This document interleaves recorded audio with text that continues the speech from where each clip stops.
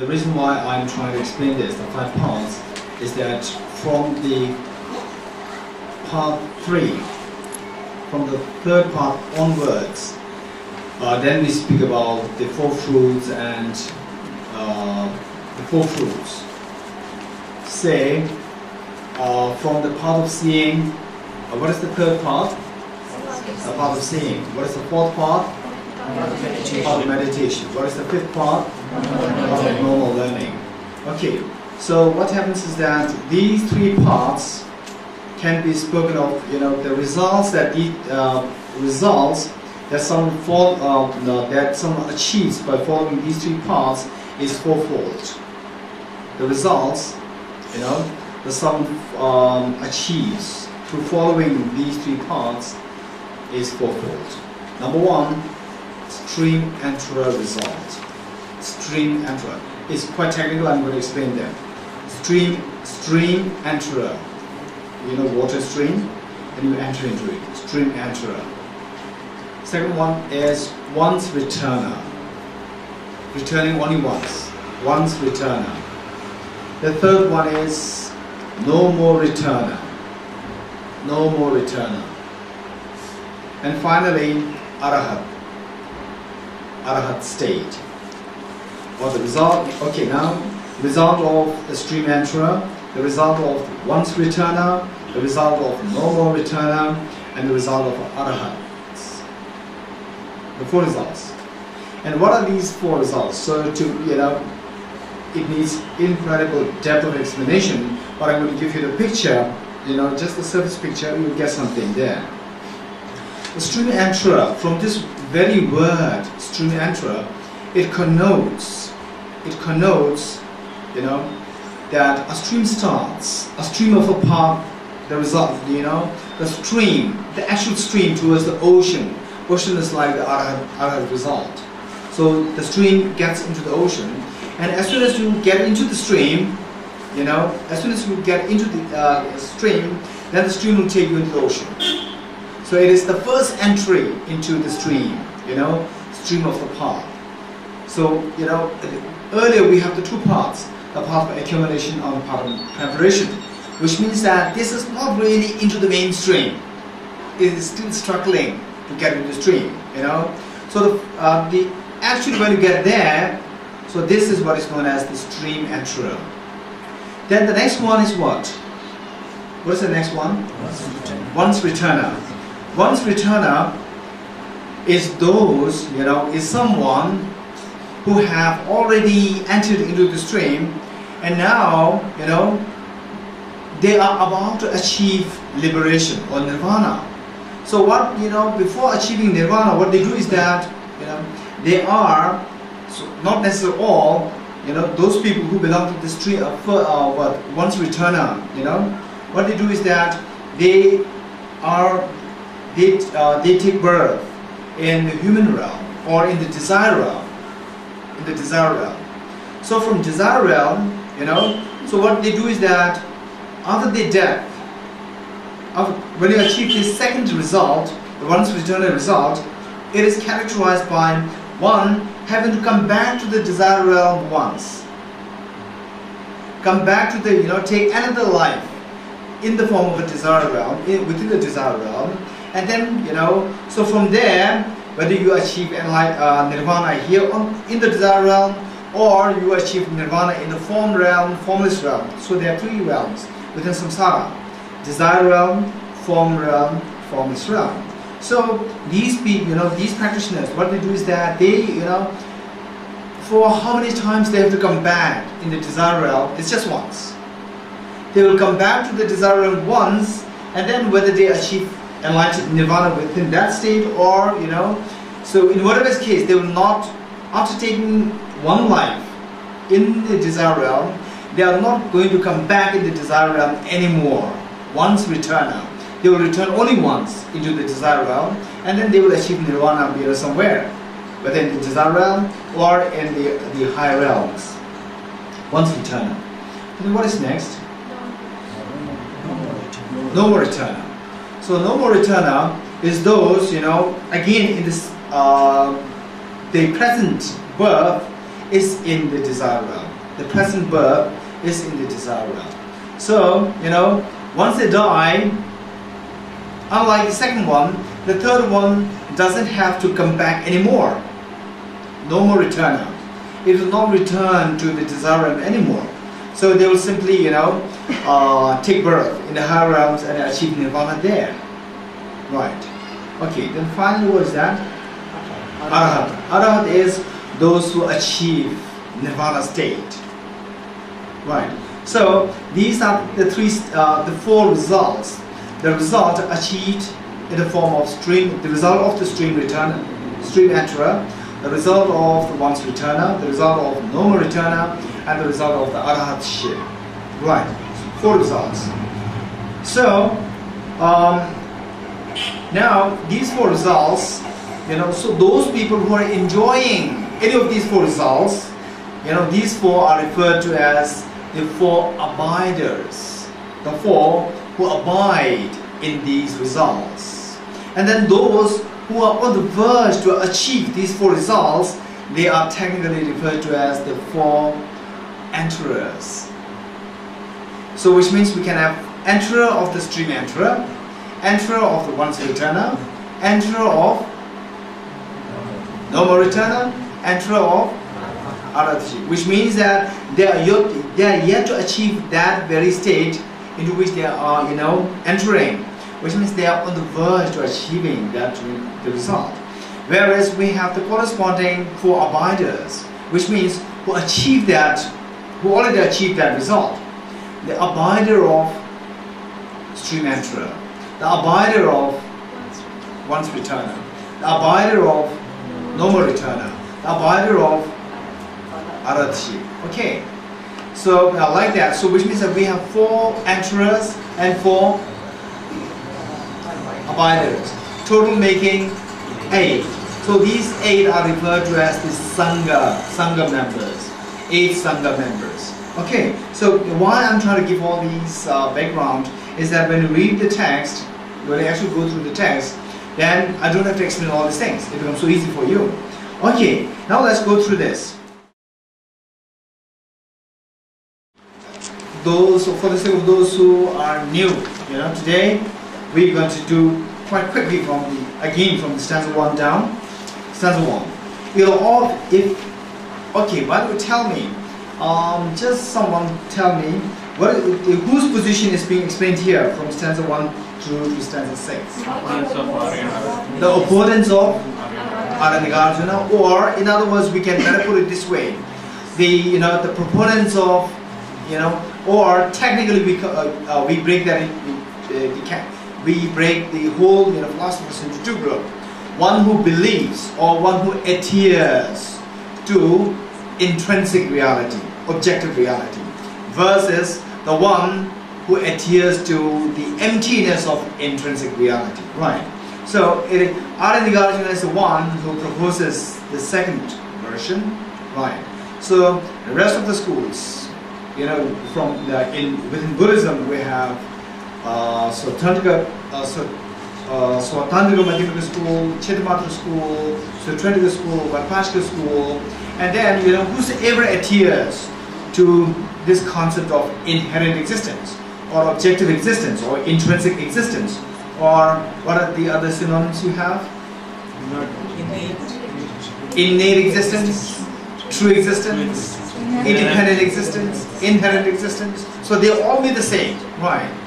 Versus the one who rejects or one who believes in the emptiness of objective existence. Okay. Now the position of, so technically sometimes what you find, the specific terms used, the proponents of objective existence, they are referred to as the essentialists.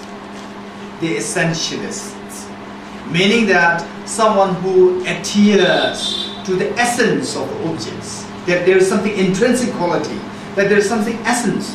Everything should have essence which qualifies the object as that. There should be some essence. So these are referred to as the essentialists. And as opposed to that, essentialists versus non-essentialists. Or sometimes, you know, this essentialist is also referred to as the absolutist.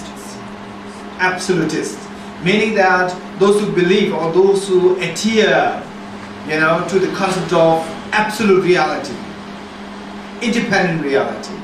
So essentialists or absolutists, these two are same, right? Versus, you know, the non-absolutists and non-essentialists, right? So now what, to make it, to put it into more technical terms. So, you know, originally we need to begin with a very simple ordinary language. Once you understand it, then it is very important to, you know, try to bring in the technical words.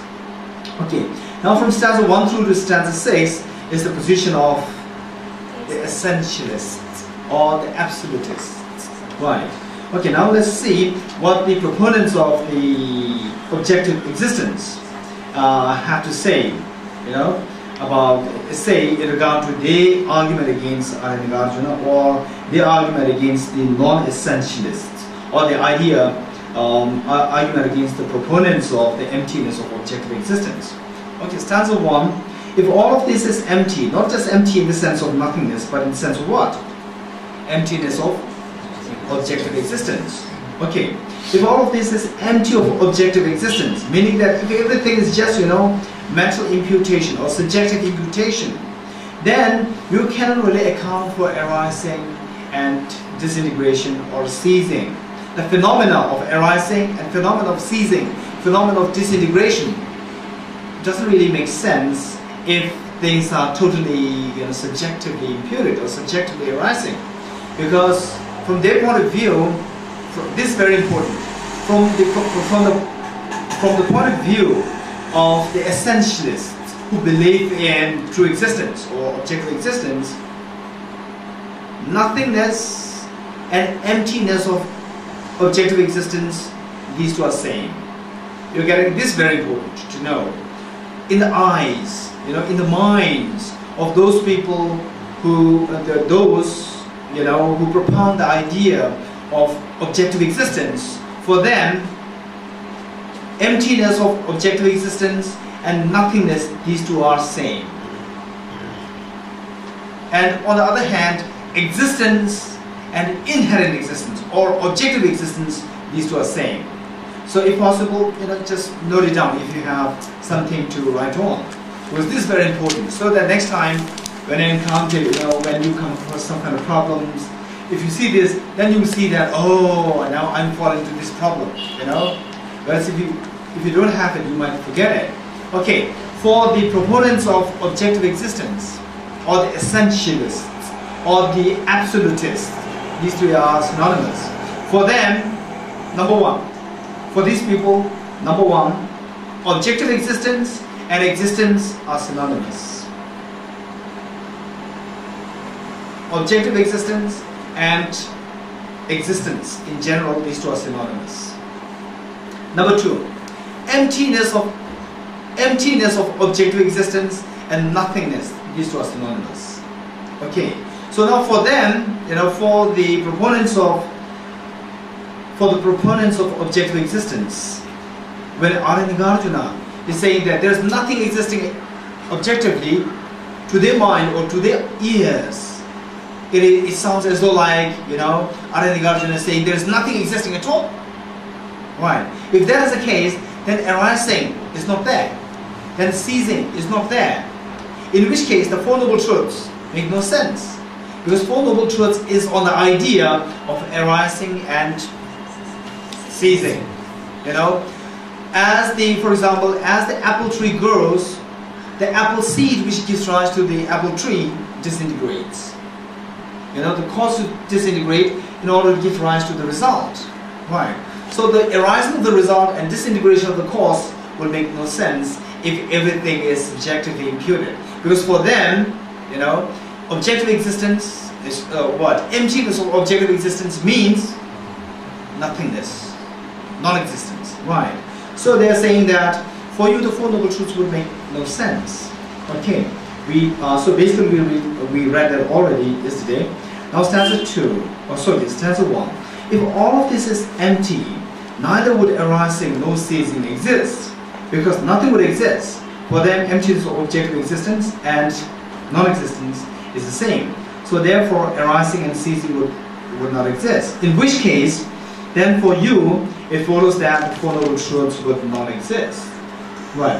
Four Noble Truths is the truth of suffering arises by dependence on, the truth of cause of suffering. So this will make no sense because there is no arising. And the third truth, what is the third truth? Cessation. Truth of the cessation of suffering. Again, the truth of cessation of suffering arises in dependence on the fourth truth, the truth of the path leading to the cessation. So the arising of the third truth by dependence on the fourth truth would make no sense if there is no arising. Right. So total, the four noble truths would not exist. Stanza 2. If the Four Noble Truths do not exist, then knowledge, abandonment, meditation, and actualization would not be feasible. So these four things, knowledge, abandonment, meditation, and actualization, these four, we are to correlate with each of the Four Noble Truths, respectively. A knowledge of what? Knowledge of the first truth, the truth of the suffering. Abandonment of what? The truth of the causes of suffering. Then meditation of what?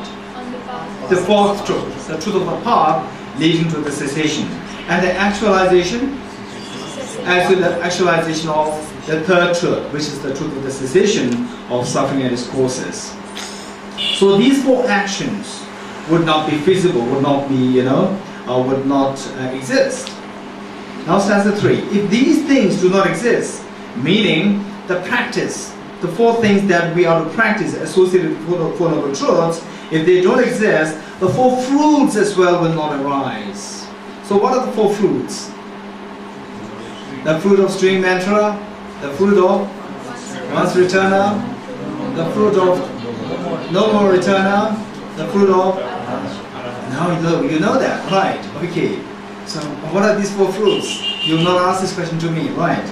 Okay. So these four fruits, you enjoy or you achieve these four fruits on the basis of the practice of the Four Noble Truths, the practice of realizing, or what is said here, knowledge, the practice of knowledge or the practice of realization of the truth of suffering, the practice of abandonment of the truth of cause of suffering, the practice of meditation of the path leading to the cessation, and the practice of the actualization of the cessation of the suffering. Right. So if these do not exist, then the practice of the Four Noble Truths do not exist.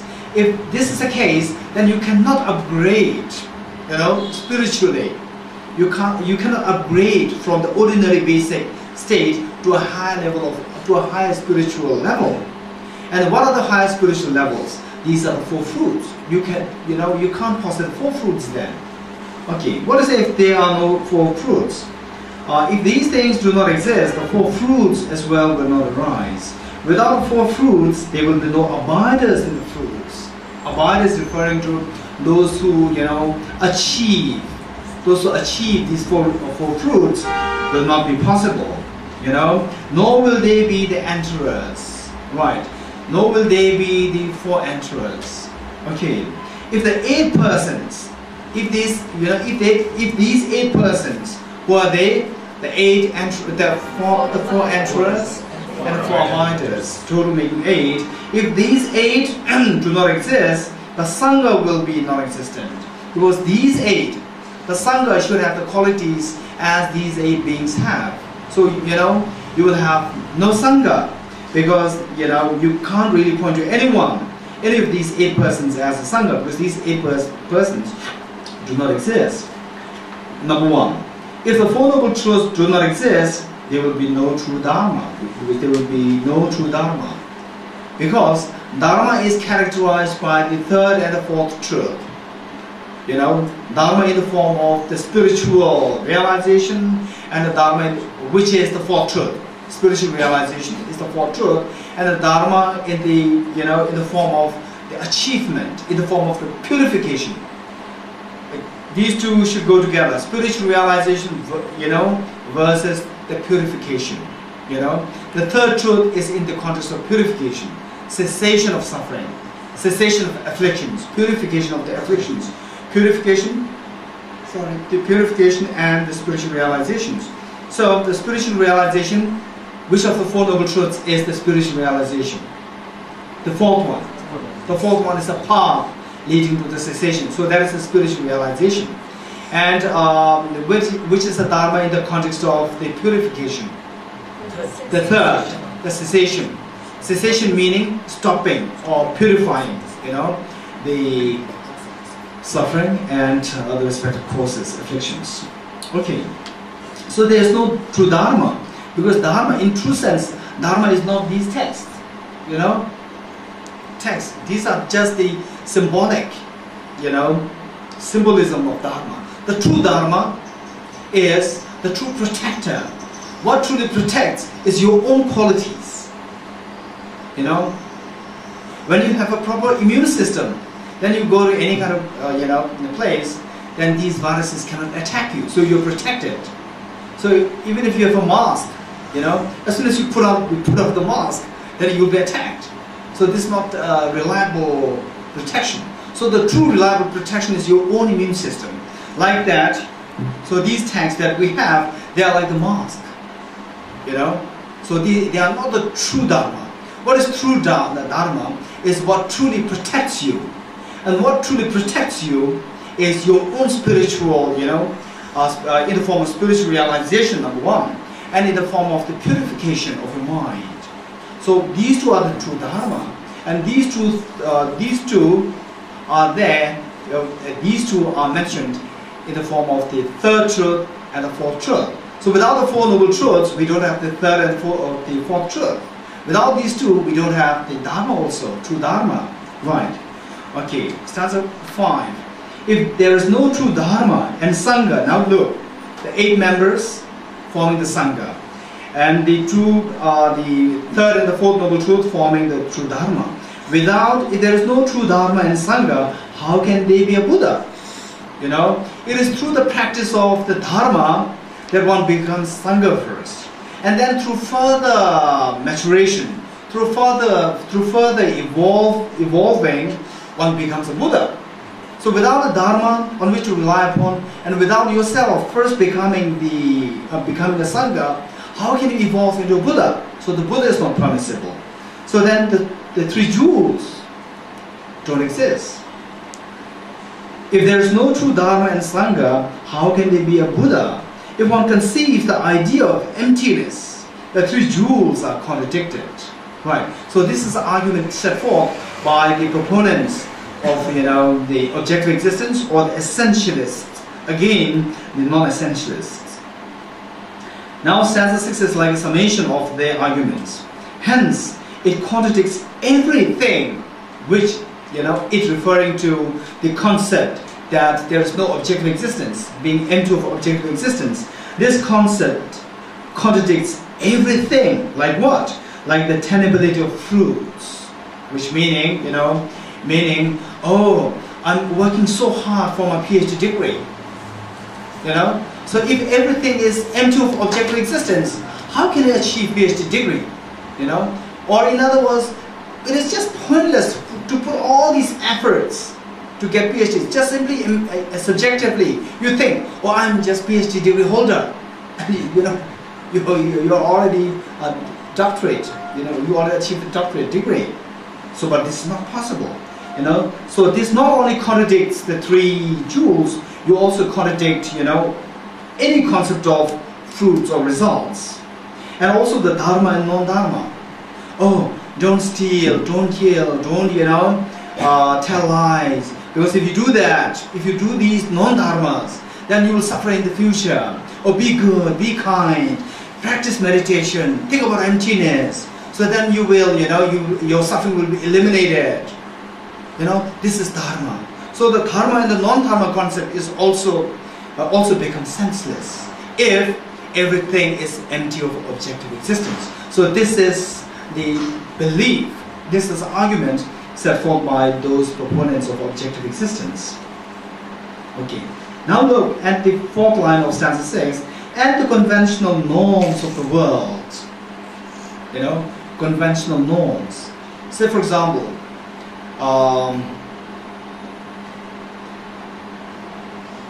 say if you belch, you know, people consider it so rude and so what, without character, you know, so uncivilized, belch. But actually, if you think of it, you know, there's nothing wrong in it.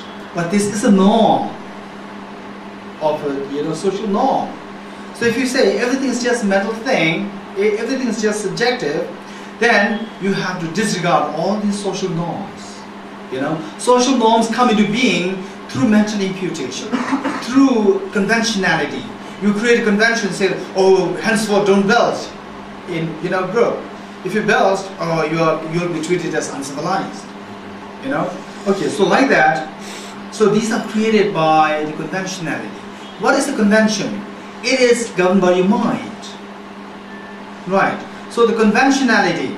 So if everything is your mind, if somebody creates this convention, then you create your own convention, saying that, oh, belch, this is good. But this is not permissible. This is not fact. Right. So it not only contradicts the three jewels. First, you know, it not only contradicts Four Noble Truths, it contradicts the three jewels. It contradicts, you know, the conventionalities. It contradicts the causes giving rise to results. Okay, so these are the arguments. How strong is the argument? It's really very strong, right? Okay, now stanza 7. We say, here we, referring to Arya, Nagarjuna and the proponents of emptiness of objective existence, we say that this understanding of yours of emptiness and the purpose of emptiness and the meaning of emptiness is incorrect. Thus you misconceive contradictions in us. Now Arya, Nagarjuna, you know, so far remaining so silent and listening to what the, you know, the lower schools have to say against him. And now he's saying that, oh, poor guy, you know, the kind of contradictions that you see in me is not because I have these contradictions. It's simply because of your inability to understand the meaning of emptiness, the purpose of realizing emptiness, and the nature of emptiness. Three main points. So what Arya, Nagarjuna is going to discuss down the line is primarily these 3 points, and actually some of the points are more, you know, are more explicitly presented in other chapters. So anyway, so what, you know, on the basis of how many points Arya, Nagarjuna, you know, responded to the lower school's argument. How many points? 3. What are the 3 points? Understanding of the nature of emptiness, the purpose of emptiness, the meaning of emptiness. Okay, so before I go any further, I like to, you know, give you some ideas of these 3 things. So these are the 3 things, you know. If you get a clear picture of these 3 things, then you will see, you know, if you really want, and also Arya, Nagarjuna is going to, you know, highlight or pinpoint the need to understand emptiness if you truly want to be liberated from suffering. Right. Okay. So the 3 points Arya, Nagarjuna is pointing to against the proponents of objective existence, you know, that they see faults in Arya, Nagarjuna. One actually is not his faults. So what are these 3 points? Is number 1, you know, understanding of your emptiness is limited. Understanding your emptiness here, you know, you put in bracket. It's not there in Arya, Nagarjuna's, you know, the real verse, but this should be put in bracket. It is the nature of emptiness. In bracket, you know, the nature of emptiness, number 1, and the purpose of emptiness. Or, you know, again here to make it very understandable, the purpose of realizing emptiness. Just add this word, realizing, in bracket, to make sure that, you know, this is, to understand that this is not the Arya, Nagarjuna's word, explicit word, This is the implicit word. Okay. We see that this understanding of yours of the nature of emptiness, number one, and the purpose of realizing emptiness, number two, and number three, of the meaning of emptiness is incorrect. Right. Okay. Now let us go one by one of these 3 points. And then you try, after going through all these stanzas, then you try to somehow put, all these stanzas, see where these stanzas go in which of the 3 points. Right, it's your job. What is the point number 1? Okay, the nature of emptiness. What is point number 2? The purpose of realizing emptiness. So I'll first go, go with the purpose of realizing emptiness. Okay. But if I tend to leave the first part, you must remind me. I'm not responsible, and if you don't remind me. Okay. So the second point, which is the purpose of realizing emptiness. Okay, tell me, what is the purpose of realizing emptiness? Okay, try to be as precise as possible from what we have did the last 2 sessions. Anyone? To achieve Buddhahood. And what else? What is the purpose of realizing emptiness? Just raise your hand. Just raise your hand. To escape suffering. To escape suffering, very good. And still to understand the cause of suffering, good. To achieve nirvana. To achieve nirvana, good. To remove the darkness of ignorance. Wow, 100% correct. Thank you. To remove the ultimate darkness of ignorance. And which ignorance? Grasping the self as intrinsically real. The ignorance which views the self to be intrinsically real and objectively real. Thank you. Okay. Okay, now tell me, what is the purpose of realizing emptiness? Who has not raised his or her hand? Anyone else? What is the purpose of realizing emptiness? And then see what he or she is going to say reflects your understanding or your take. Anyone? Yes? To eliminate negative emotions. Very good. 100% correct. Anyone else? Why I'm saying, why I'm really insisting on this, is that say after about a month or 2 months, if somebody asks you the same question, and if somebody, if the response is given to eliminate negative emotions, it is 100% correct, right? But why I'm stressing so much here is because it should be so fresh in us since the last 2 sessions. So what would be the exact word? What I'm looking for. Anyone? Realize the truth. Sorry? Realize the truth. To realize the truth. To realize the truth. To see the reality as it is. 100% correct. To remove the ignorance which is the root cause of suffering. The ignorance which distorts the reality of the self as so intrinsic and objectively existent. Okay, this is the purpose. Right from the beginning, I started with this Arya Nagarjuna stanza, where Arya Nagarjuna said that what? Ceasing of contaminated karmas and afflictions is nirvana.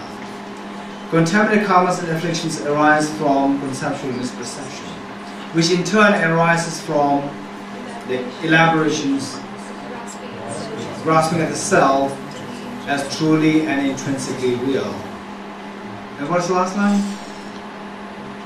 It is the wisdom of emptiness, it is the wisdom realizing emptiness that removes or that eliminates this elaboration. So this is a purpose. Right, okay. Now in this regard, let me put it this way. I think what I'm going to explain right now is going to be very important, and in future, you know, meditation or practice, just maybe we can use this part so strongly to see, you know, how it works in your practical daily life, about when you try to integrate that, or when you try to blend that with the practice, the actual practice of emptiness.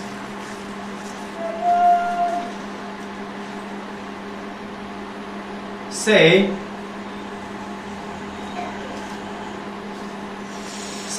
you want to go elsewhere. You want to go elsewhere, and the person next to you pulls you back. Are you free? No. Again, you want to go elsewhere. Again, you want to go elsewhere, and again, the same person pulls you. You know, arrests you. You can't go. Are you free? No. Which means you lack freedom. You lack freedom. Why you are lacking freedom? Because you are constantly being, you know, caught while you want to go free. Right. This is the lack of freedom. Lack of freedom is suffering. Lack of freedom is samsara. Right. Now see.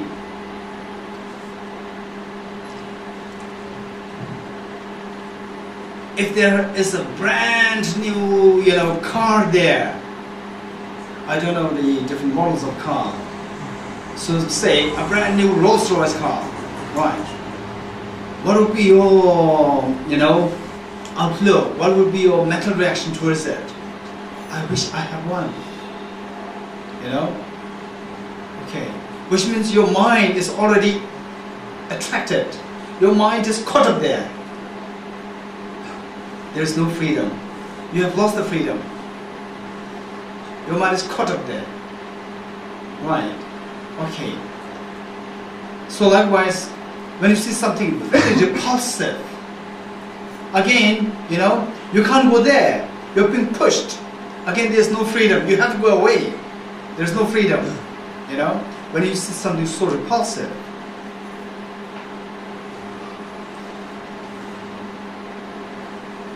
Okay. So from what we have, you know, what we have seen or what we have read from Arya Nagarjuna's stanza, from which we began our the first session, you know, the 5 points, how the afflictions like attachment, aversion, so forth arise. Right. Say, if you could, you know, if you think that this is really a, say, you know, you look at the Rolls-Royce, a brand new Rolls-Royce, you know, someone particularly who is so attracted to his cars. You look at it, and if you see that as your dream, oh, this is just a dream car, do you think that your mind will be attracted towards it? No. Right. Whereas if you see that as really, you know, objectively there, your mind, will it be attracted or not? Will be attracted. Right. Okay. So this is what is meant by, you know, losing the freedom. Your mind gets caught up there. You know, there's no freedom for you to, you know, even if you're, oh no, it's just, okay, it doesn't matter, I want my mind to have freedom. You want to go away from it. Still your mind gets, you know, gets caught up there, and you want to, again, have a look. Which means that you can't be freed from this. This is what is known as lacking freedom. Lacking freedom is suffering. Right. Okay. So, as earlier, when we mentioned about, you know, when we mentioned about the dream pizza versus the real pizza.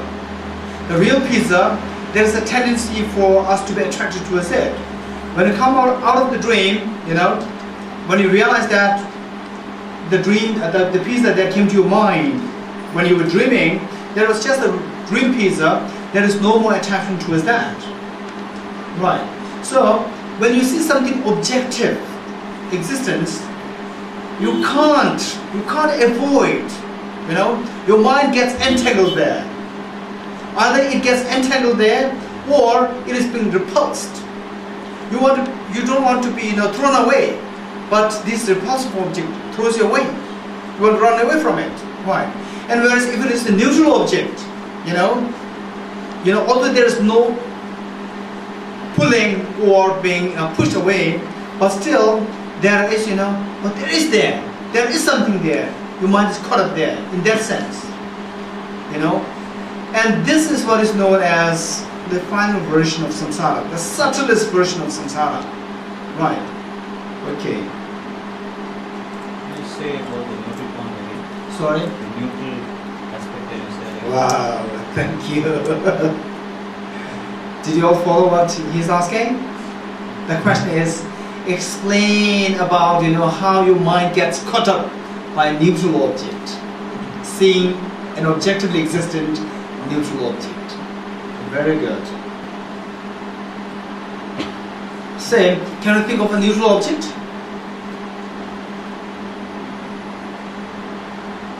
Anyone? That works.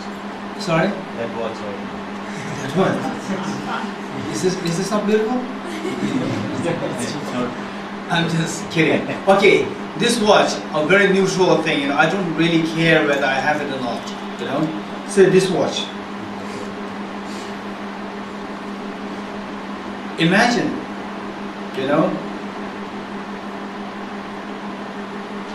you dreamt of this watch. Now you're really seeing this watch. The dream neutral watch and the real neutral watch. Right? So to which, of the two you will feel getting attracted to? Not really in the form of I want it, or something is there. Which? The real, So this is because of you perceiving the object. Although neutral, it is, seen as objectively existent. And as such, it is something's there, and your mind gets stuck to it. Pulled. Pulled not in the sense of I want it. It's there. From the object, you are looking at the object, Something's from the object side. Whereas the dream pizza, you think about it, you will not try to look for it. You are freed, your mind is freed. You are not going to look for it. It's just mental, mental thinking. Whereas the real pizza, even though it is not delicious, it is neutral. But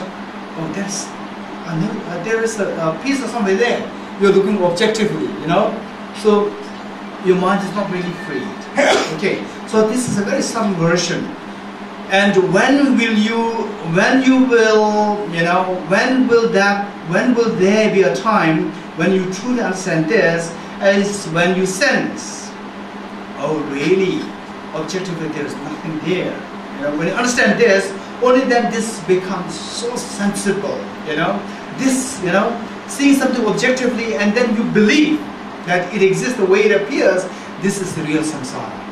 This is how your mind gets, entangled. So this is samsara. Samsara, in one way or the other, it is simply, one form or the other form of this,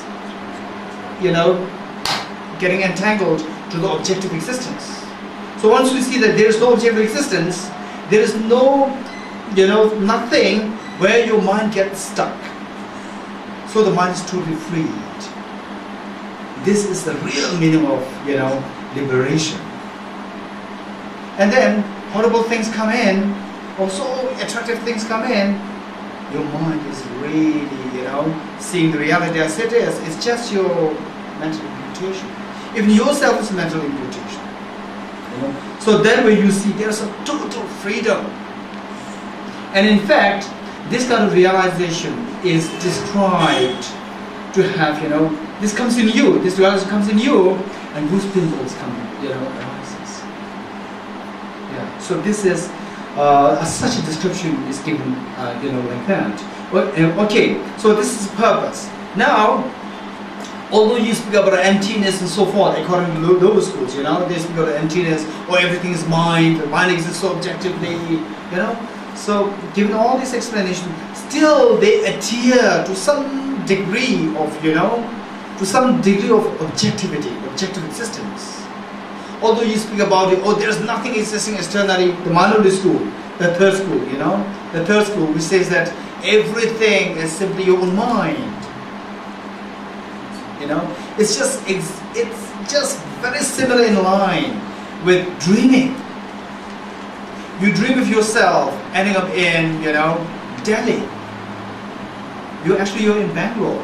You're not in Delhi, but you sleep and then you dream of yourself in Delhi, with all the details, fine details of the shopping malls, then the flood, all these things. You see fine details. As soon as you wake up, when you're dreaming, you fail to realize that this is dream, because of such a sophistication of the details. It's so real from the object side. When you get out, you see that, oh, it's just dream. So likewise, this, mindfulness school says that everything is just your own mind. It's dreamlike, it's really dreamlike. But what about, so from that point of view, if that is the case, then at least your sense of attachment or getting stuck with the objects will be disappeared. Because you come to know that these are all just your own dream, But then what is a drawback here? What's a drawback here in the case of the mindfulness school is that the mind, everything dissolves into mind, or everything is, described as an emanation of your own mind, extension of your mind. But this mind exists objectively. So there's, some degree of objectivity here. So then your mind exists objectively. Then my mind gets stuck with this. So still there's something, getting stuck. This is samsara. Right. And then same, you have a very painful experience, kind of friction with someone, with your neighbor. It's all because this is a very coarse version of, getting stuck to something, getting stuck to objective existence, So any problem that you can think of, any problem that you can think of. Say, imagine, oh, I need to come to, I need to go to Choe Center because we have this session, And then, all of a sudden there is, what? A traffic. And then we should be here at 4 or 5:30, but you get only here at what? 6 or 6:30. Right. So it's not your fault, but inside there's incredible, unhappiness. All this unhappiness, everything, somehow it has to do with, mind getting stuck to objective existence. Whereas if you realize the emptiness of objective existence, although you are in such, the so-called problem, because for you this is not a problem. Ordinary people, those who believe in, those who, give approval to objective existence, for them it's problem. For you it's not problem. For you it's not problem. Because your mind doesn't really get stuck. You know that everything is lacking true existence. Everything is lacking objective existence. So your mind doesn't really get stuck there. When your mind doesn't get really stuck there, then the mind is freed. Right. So this is total freedom. It's not just sufficient, to think of that in terms just on the intellectual level, the one that I'm describing to you, the one that I'm explaining to you. You try to imbibe it, you try to experience it, through first of all trying to see whether things truly exist objectively the way they appear to me, or the way they appear to me and the reality is totally the opposite. There's a disparity in the appearance and the reality. Just see that. Once you sense that, then you will see, getting stuck, your mind getting stuck to anything, whether it's your mind or whether it's external object, this is loss of freedom. Loss of freedom is suffering, is samsara. Okay. Now, anyone, who believes in some degree of objectivity, objective existence, is prone, is prone to have his own mind, get stuck to the objective reality. So you are never really freed. you are never really having your mind freed from objects. Right. So when you're not freed from the object side, because of your belief that, oh, things do really exist objectively, you know. So this means that you will continue clinging to the objects. So this is samsara. So however, you know, many eons, many years you dedicate yourself into practice will never really help you get away from samsara. You know, in fact, you are like approving your entanglement to samsara. Right. So the lower schools, although they believe in the teachings of the Buddha, they speak about, oh, we need to seek nirvana, nirvana, nirvana, but actually they are binding themselves in samsara, samsara, samsara, because of their lack of understanding what really constitutes the reality, emptiness of objective reality. Instead of the, as opposed to the, you know, understanding the emptiness of objective reality, they give approval to the things existing objectively. You know, so this is the key. So from this, we very clearly, and from the further reading of the following stanzas, we will get a very clear picture that if you really want to be, to achieve nirvana for oneself, to achieve liberation for oneself and for others, the final thing that we need to do is to understand what constitutes the emptiness of objective reality, and you know, which will never come to you overnight. Which will never come to you, oh Buddha, please, you know, let me understand emptiness, and don't study at all. This will never happen to you. If this would have happened, you know, if this is what can happen, the Buddha would not have taught all these complicated, you know, philosophies. Simply, oh, pray to me, pray that may I understand the emptiness of objective reality. It will come to you. No, the Buddha never said it. In fact, you know, Dharma, you have that small book? Yeah, we don't have it, or you have it? The small booklet? You want to give it to me? Okay, so the Buddha said, the Buddha does not wash away negativities with water. The Buddha does not wash away the negativities with water, nor does he clear away suffering from his, you know, with his hands, nor can he transfer his own qualities to us or to you. He shows the true path, by that alone are beings liberated. So clear, so clearly stated.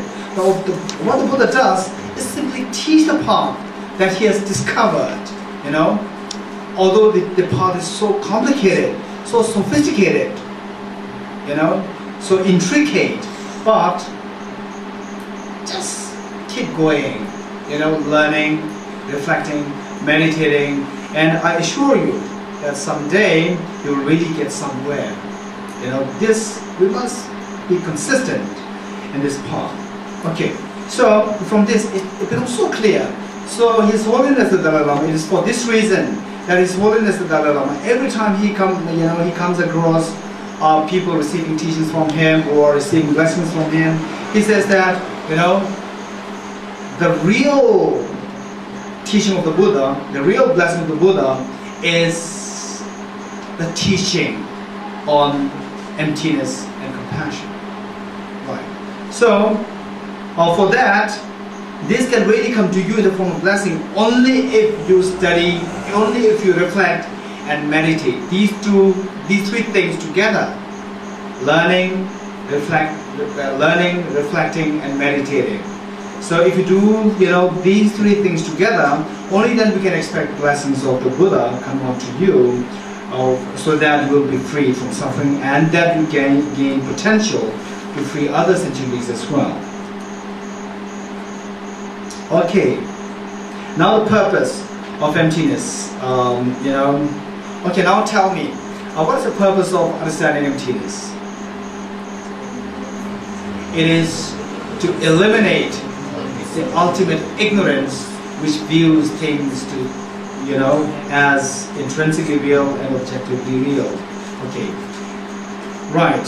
So now from this we come to the understanding that, you know, as long as your mind gets stuck with any object, you know, believing that the object exists objectively, this is the final version of samsara, you know. So all other samsaras, all other forms of suffering, they are, you know, coarser version of this thing. Your mind getting stuck. For example, someone is coming to, you know, give you a punch. Oh, this man is coming to give me a punch. You're again, you know, getting stuck with the man. It's not that you feel attached to the person. You are running away from the person with a specific target, that this person exists from the object side over there, you know. But this is getting stuck to objective reality. This is samsara. So all kinds of suffering in samsara, they are in one way or the other, is a form of this, you know, getting stuck to objective reality. So if you come to get a very clear picture of the emptiness of objective reality, then your mind gets freed. It has nothing to, you know, get stuck to. Right. This is a total freedom. This is a total nirvana. Okay.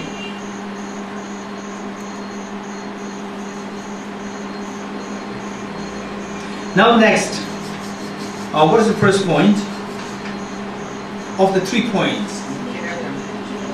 Sorry, the nature of emptiness. And the nature of emptiness, according to Arya Nagarjuna, again, this is not here in this chapter 24. I suppose it is in chapter 22 or chapter 22 somewhere. But you know, I'm going to quote it.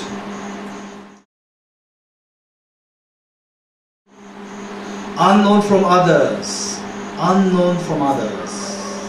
peaceful, not fabricated by elaborations,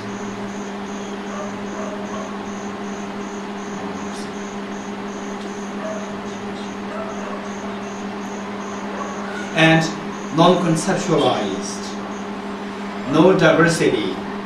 These are the characteristics of the ultimate reality. Okay, number 1, unknown from others. Number 2, peaceful. Number 1, unknown from others. Number 2, peaceful. Number 3, not fabricated by elaborations. Number 4, no diversity. No diversity or non-dual. So better put it this way, non-dual. Number 4 is non-dual.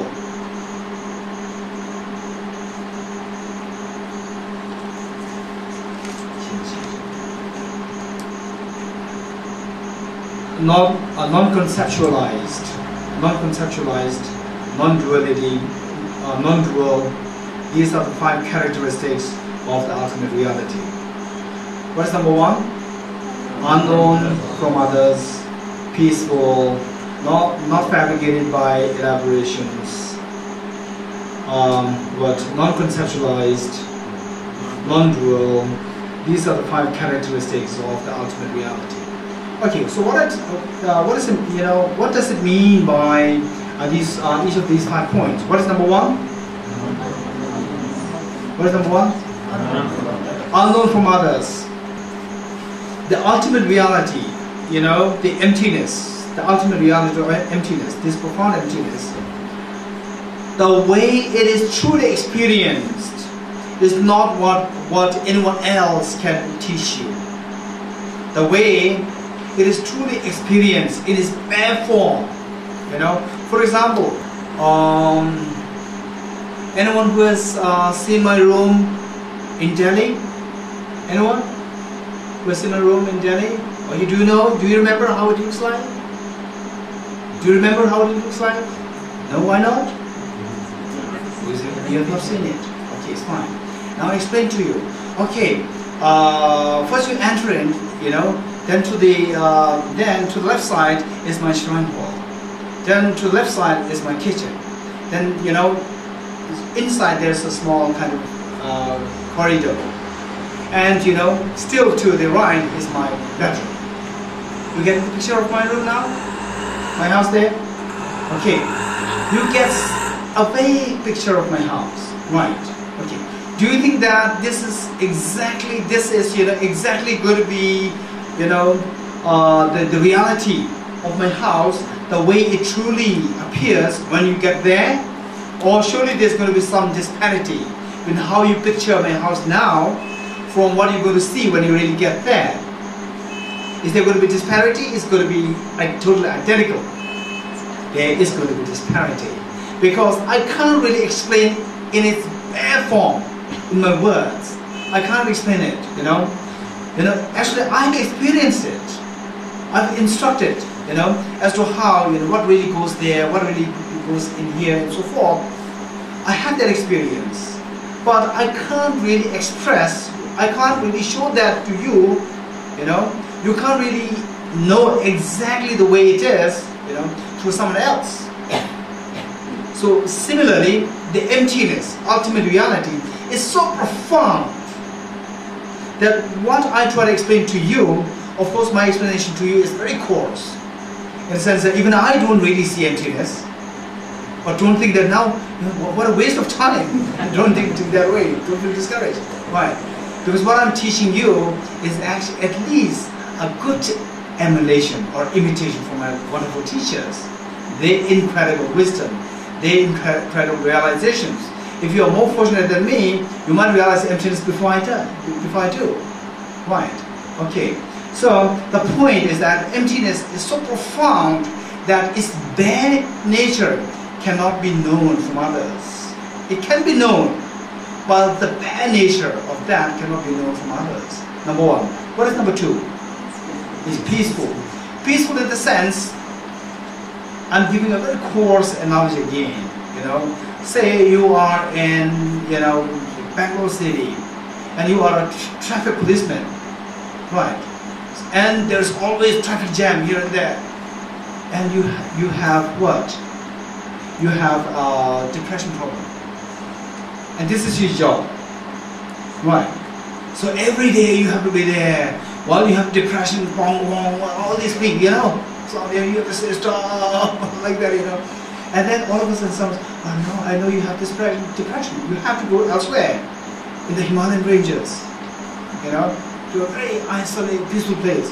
You get there, no sound, you feel a total relaxation, total peacefulness there, right? So therefore, when you truly experience that emptiness, there is total freedom. This, there's emptiness in the form of total peacefulness, because the mind gets released from any entanglement. When you experience that, your mind really gets released from all entanglements and responsibilities. It is totally at peace. This is the kind of the experience of the emptiness, total peace. Whereas if there is something objective, you see something objective existent, you get stuck to it, there's no peace in it. Still, your mind becomes so narrow in its object, in its, scope. So there's total freedom when you really experience the emptiness in its bare form. Number two. What is number three? Not fabricated by elaborations. Okay, not fabricated by elaboration. Now here, in this context, so always, whenever you see the word elaboration, or earlier he used elaboration in the form of ignorance, don't go for that, right? Always try to contextualize the usage of the word, in different senses, in different contexts, right? Oh, what does it mean by, what does it mean by, or mean by this word elaboration in this context, in that context, in this, in the context of this book, in the context of this understanding. So like you try to contextualize. So here elaboration means words. It cannot be fully expressed. It can be expressed in words, but it cannot be fully expressed in words. So fabrication is, the words, they draw a kind of border. Say, this is a table, which means that, oh, this is not table. There is a border created by these words. So the emptiness is beyond border. It can't really be fully expressed in words. It can be expressed. Don't say that it cannot be expressed. It can be expressed. If it can't be expressed, it is pointless for Arya Nagarjuna to write all this sophisticated philosophy. It is to express emptiness to others. But its bare form cannot be expressed fully in words. It is not fabricated, by elaborations in the sense of the words. What next?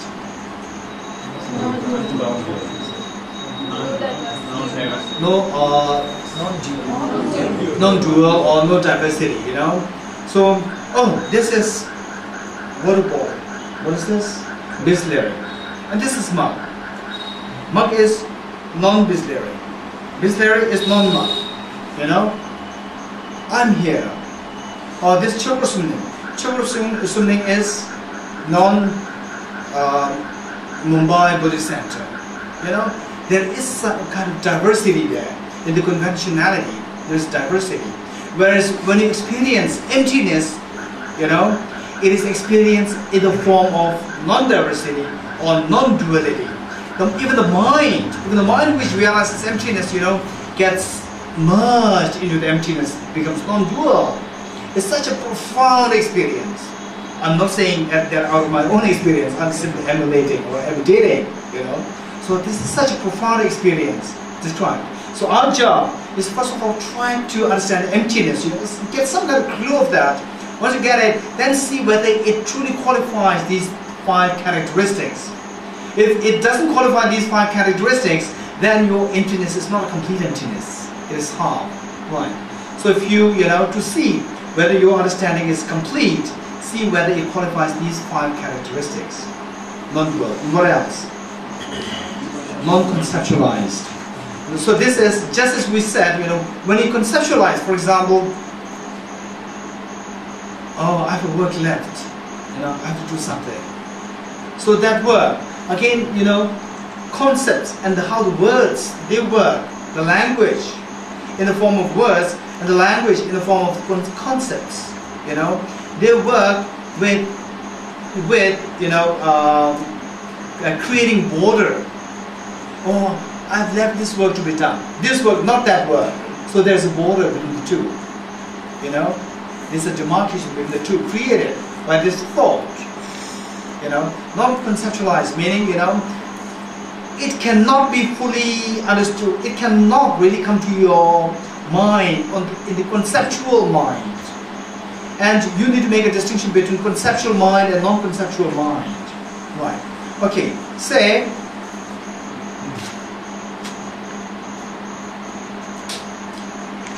okay. What is in my hand? Pen. Look at it carefully. Okay, now close your eyes. Think of the same pen. Okay, open your eyes and tell me what is the difference. How you look at it, how you know how it appears, how the same pen appears to you when with your eyes closed and with your eyes open. What's the difference? With your eyes open, there's clarity, there's vividness. With your eyes closed, there is what? It's very blurry. Right, it's very blurry. So conceptual mind, you know, okay, what you're thinking of, the image that comes to your mind of the pen, is that the real pen? No. So the conceptual mind, you know, engages into the object, which is a pen, not directly. Conceptual mind engages with the object through the mental image of the pen. Right. Whereas the non-conceptual mind, they engage with the object directly. So this is the difference. Conceptual mind and non-conceptual mind. Right. So the emptiness cannot be seen in its bare nature by a conceptual mind. So this is non-conceptualized. Okay. So emptiness should be, you know, emptiness is marked with these 5 characteristics. Whereas if something does exist objectively, then from the point of view of the other schools, even emptiness should exist objectively. If it does exist objectively, then it necessarily does not qualify these 5 characteristics. So, you know, the emptiness as posited, as adhered by the other schools other than the non-essentialist, you know, their version of emptiness does not qualify the true version of emptiness, because it does not qualify the 5 characteristics which should be the, you know, the measuring yardstick to measure whether it is a real emptiness or a duplicate emptiness. Okay, now what left? We are done with the purpose of realizing emptiness. We are done with the nature of the emptiness. What is left now? The meaning of emptiness. Okay, now what does it mean by emptiness? So some people, as I right from the beginning, I told you that all the other schools, other than the advocates of the emptiness of objective reality, for them, emptiness of objective existence means what? Nothingness, non-existence. For these schools, for all, whosoever believes that if something exists, it should exist objectively, to their ears, emptiness of objective existence is what? Is nothingness, non-existence. Okay, so then Arya Nagarjuna is saying, or arguing against these people, saying that emptiness does not mean nothingness. The lower schools, you put forth all these arguments in the first 6 stanzas with the belief that emptiness means nothingness. This is your interpretation of emptiness, and then you see fault in me. But in reality, this is not my interpretation of emptiness. My interpretation of emptiness is emptiness of objective existence, emptiness of independent existence. So here, emptiness of independent existence means you negate independent existence. When you negate emptiness, or what? When you negate independent existence, you imply dependent existence. So the emptiness of independent existence, the flip side, is the dependent existence. So we are not saying nothing exists, there is dependent existence. So the meaning of emptiness is not nothingness, instead it is dependent existence. Okay.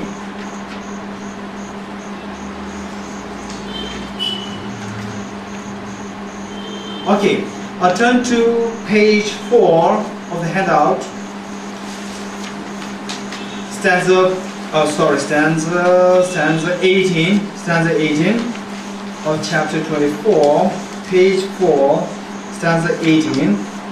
Did you all get it? Okay, it says, whatever is dependent reason, that is explained to be emptiness. Emptiness means dependent reason, dependent origination, dependent existent. That being a dependent designation is itself a middle way. Right. So what is being said here is that emptiness connotes emptiness of independent existence, which means it negates independent existence. Negating independent existence is implication of dependent existence. So the dependent existence or the dependent origination is the meaning of emptiness, number 1. Now the question is, what does it mean by dependent existence? Right, dependent existence.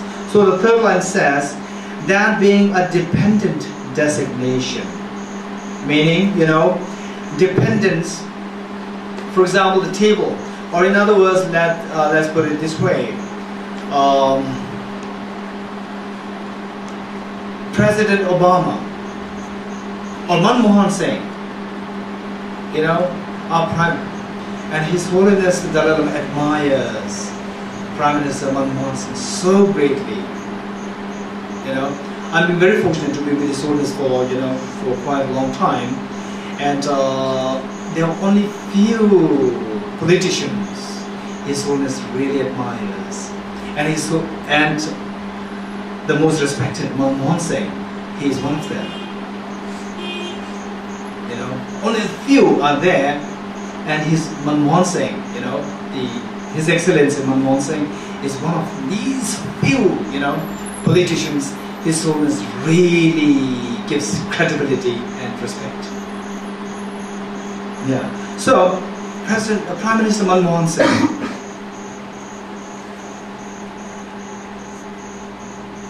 70 years ago. Imagine he is, 71 years old. I don't know his age. Imagine he's 71 years old. 70 years ago, do you think he was Prime Minister? No, he was just 1-year-old boy. And without all these, beard and all these things. He was just a very simple, cute boy. Right. Okay. Was he a Prime Minister then? No. When did he become Prime Minister? As soon as the beard came? No. As soon as his knowledge came? No. His knowledge could be much more the same even before he was Prime Minister. Could be even more. Because there's sharpness of mind. When did he become, Prime Minister? When people designated him with that. Say it again? When people designated him. Absolutely, this is the point. The moment,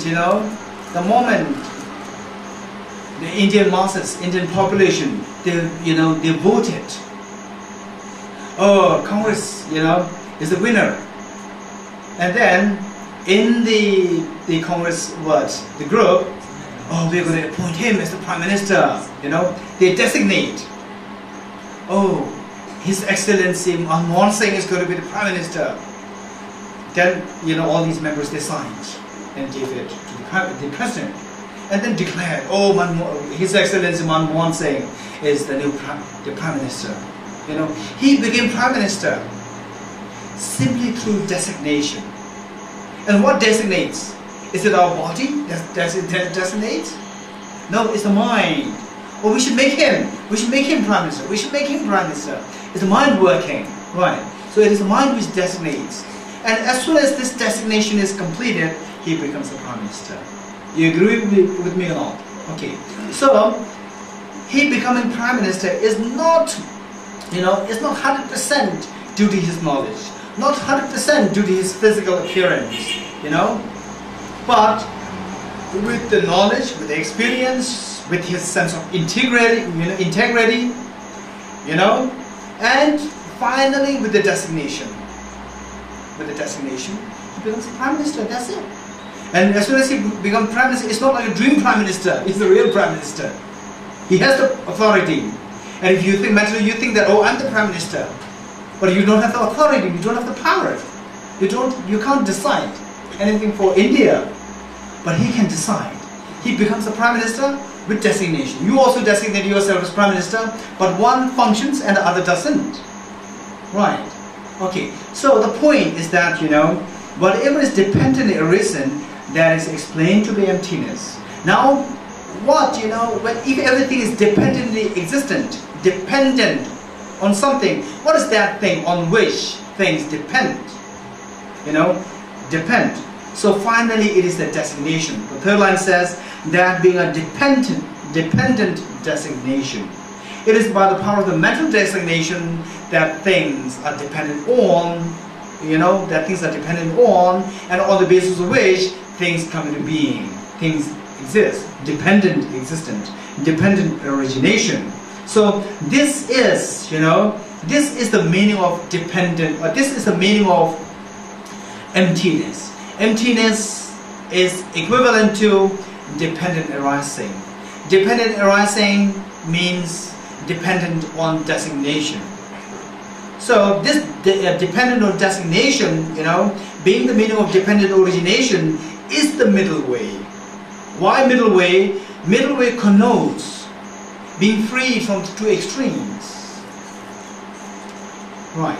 So because it is dependent, it is empty of independence. It is empty of, absolute nature. So you are free from absolutism. And because it is originated, it is arisen, dependent origination. Because it is originated, it connotes something is originated, something is there. So it rejects nihilism. So you are freed from the extreme of nihilism, you are freed from the extreme of absolutism. So someone being free from these two extremes is in the middle way. So the emptiness doesn't mean nihilism, it means middle way. because it means dependent origination. It means dependent designation.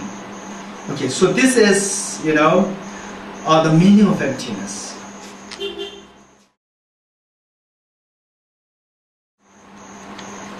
Yes. Is dependent origination the same thing as dependent designation? Wonderful. Is it? The same. So, okay, very good question. Now, clarification is right here. So, if it says what? Whatever is dependent arisen or dependent originated, so dependent arising, dependent arisen, dependent origination, dependent what? Designation is different. So dependent arisen, dependent origination. These two are really a matter of translation difference. These two mean exactly the same. Some translators translate it as dependent arisen. Some translators translate it as dependent origination. So wherever you find dependent origination, it means dependent arisen. Wherever you find dependent arisen, it means dependent origination. Right? This is what we need to mind. Right. Now the question that she's asking, let me say, and correct me if I'm wrong. Emptiness, does it mean nothingness? No. The meaning of emptiness is not nothingness. It is dependent origination. Okay. Now what does it mean by dependent origination? It is dependent designation. Is it fine? Is it the same way I point to a table and call it a table, and that's me giving it a title? Giving a label. A designation. Yeah. And it arises because I'm giving it the designation of a table. Is that very good? Yeah. So now she really wants to have, what does it mean by emptiness? What does it mean by dependent origination? Very good. Thank you.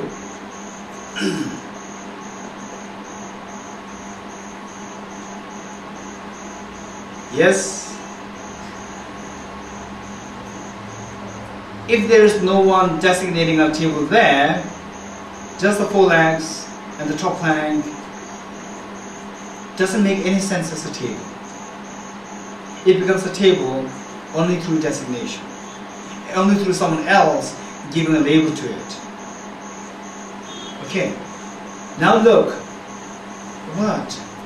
So we should include all kinds of arguments. Whatever comes to you, you must include that in your exploration. This is known as analytical meditation. Through this analysis, when you come to gain some kind of understanding, then you try to transform that into a single-pointed meditation. Simply abide in that experience. Otherwise, at first, without doing the analytical meditation or analytical inquiry, we cannot have the single-pointed meditation in relation to emptiness. So whatever questions arise to your mind, don't forget these questions. For example, yesterday, someone asked me a question.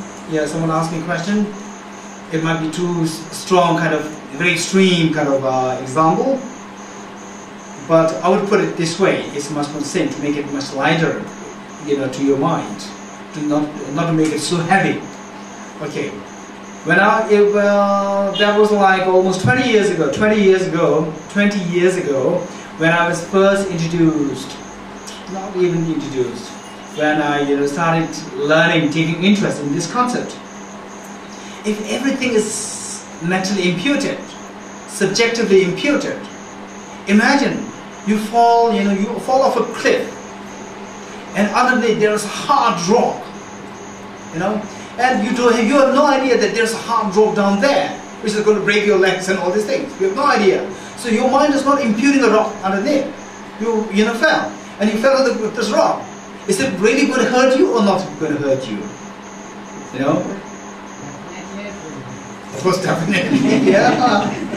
So now this is a problem. Even whether you think about it or whether you don't think about it, still it hurts you. It'll, very likely it'll break you to pieces. Yeah. So this is one thing that we need to include. So all these questions, if possible, note down all these questions. which are really troubling you, you know, when thinking about how things are subjectively imputed. You know, just note them down, because some of these questions are really helpful. If you, if you resolve this question, sometimes emptiness is right there. It could be possible. Okay, so these questions you have, just note them down. Number one. Now, associated with, her question, say there is someone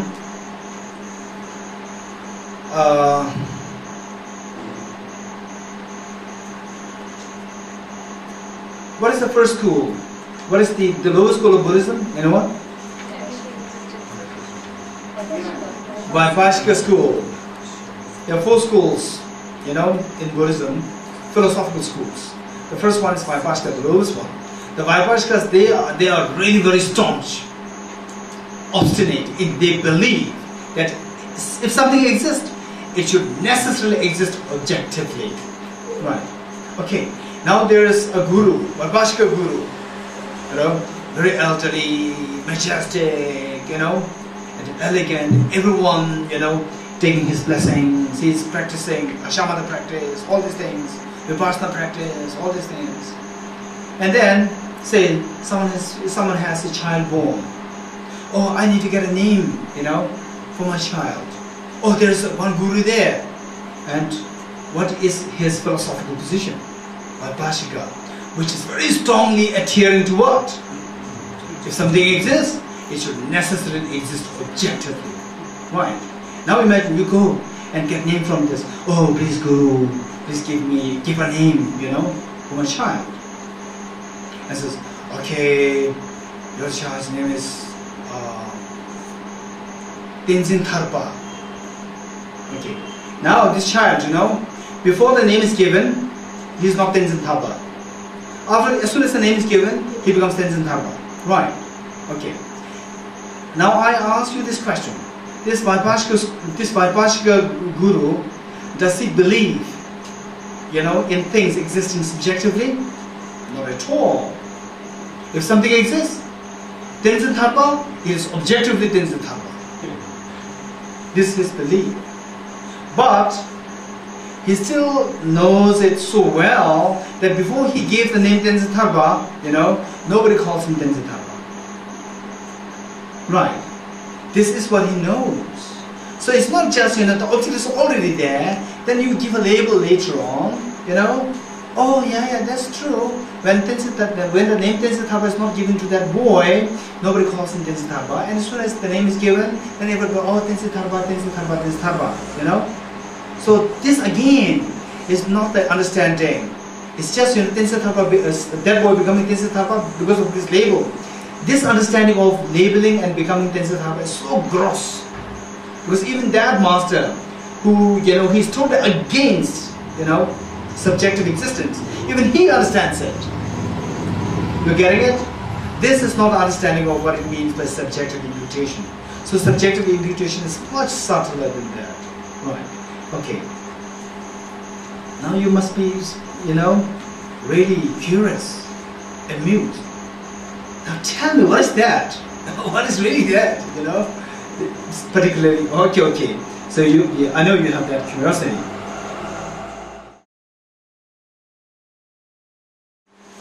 Number 8. Now, how to understand? How to understand the true meaning of emptiness in the form of dependent origination, in the form of subjective designation? How? How can you understand this? Now, stanza 8. And don't think that I can teach you, so well. Because even the Buddha took how many days? 49 days of silence. Right. Okay, let's try. Number 8, stanza 8.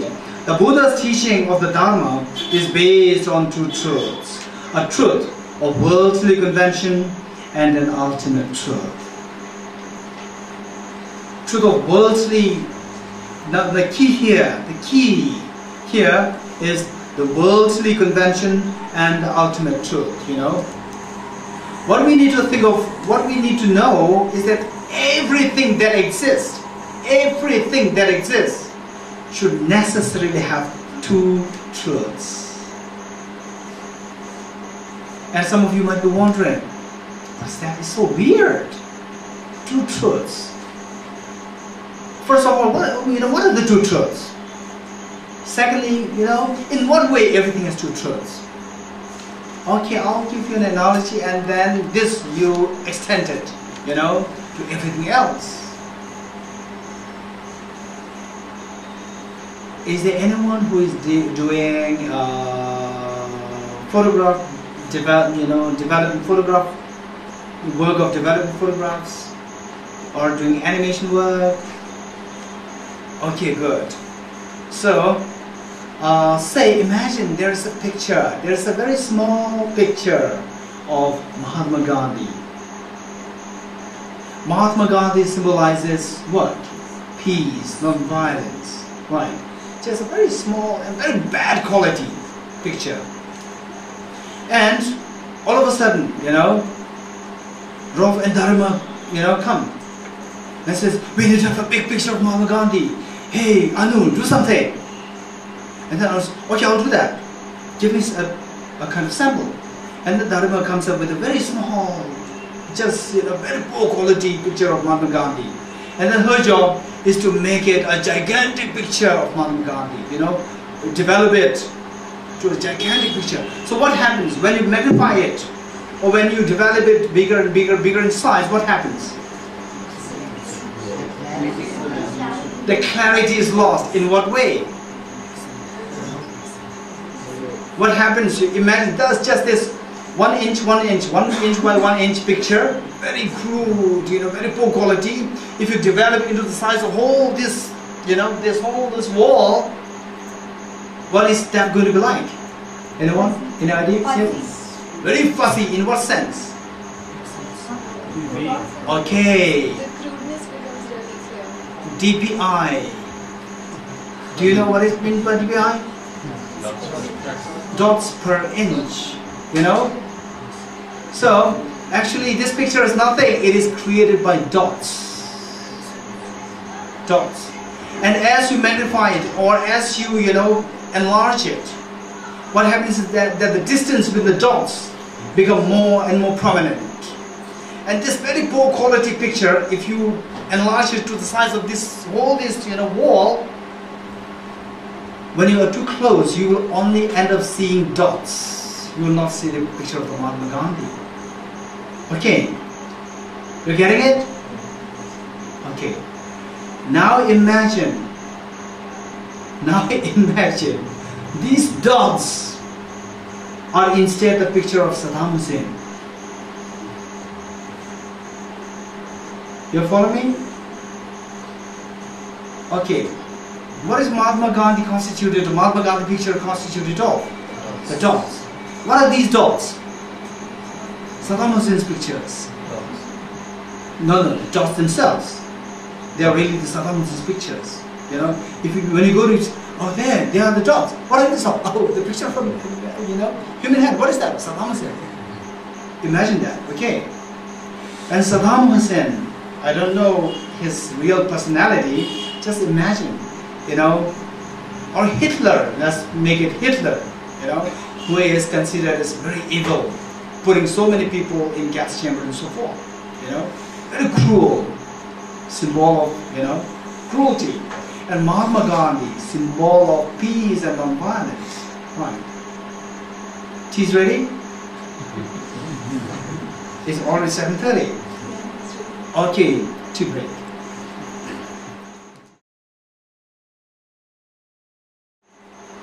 What are we trying to say? Dots. Yeah.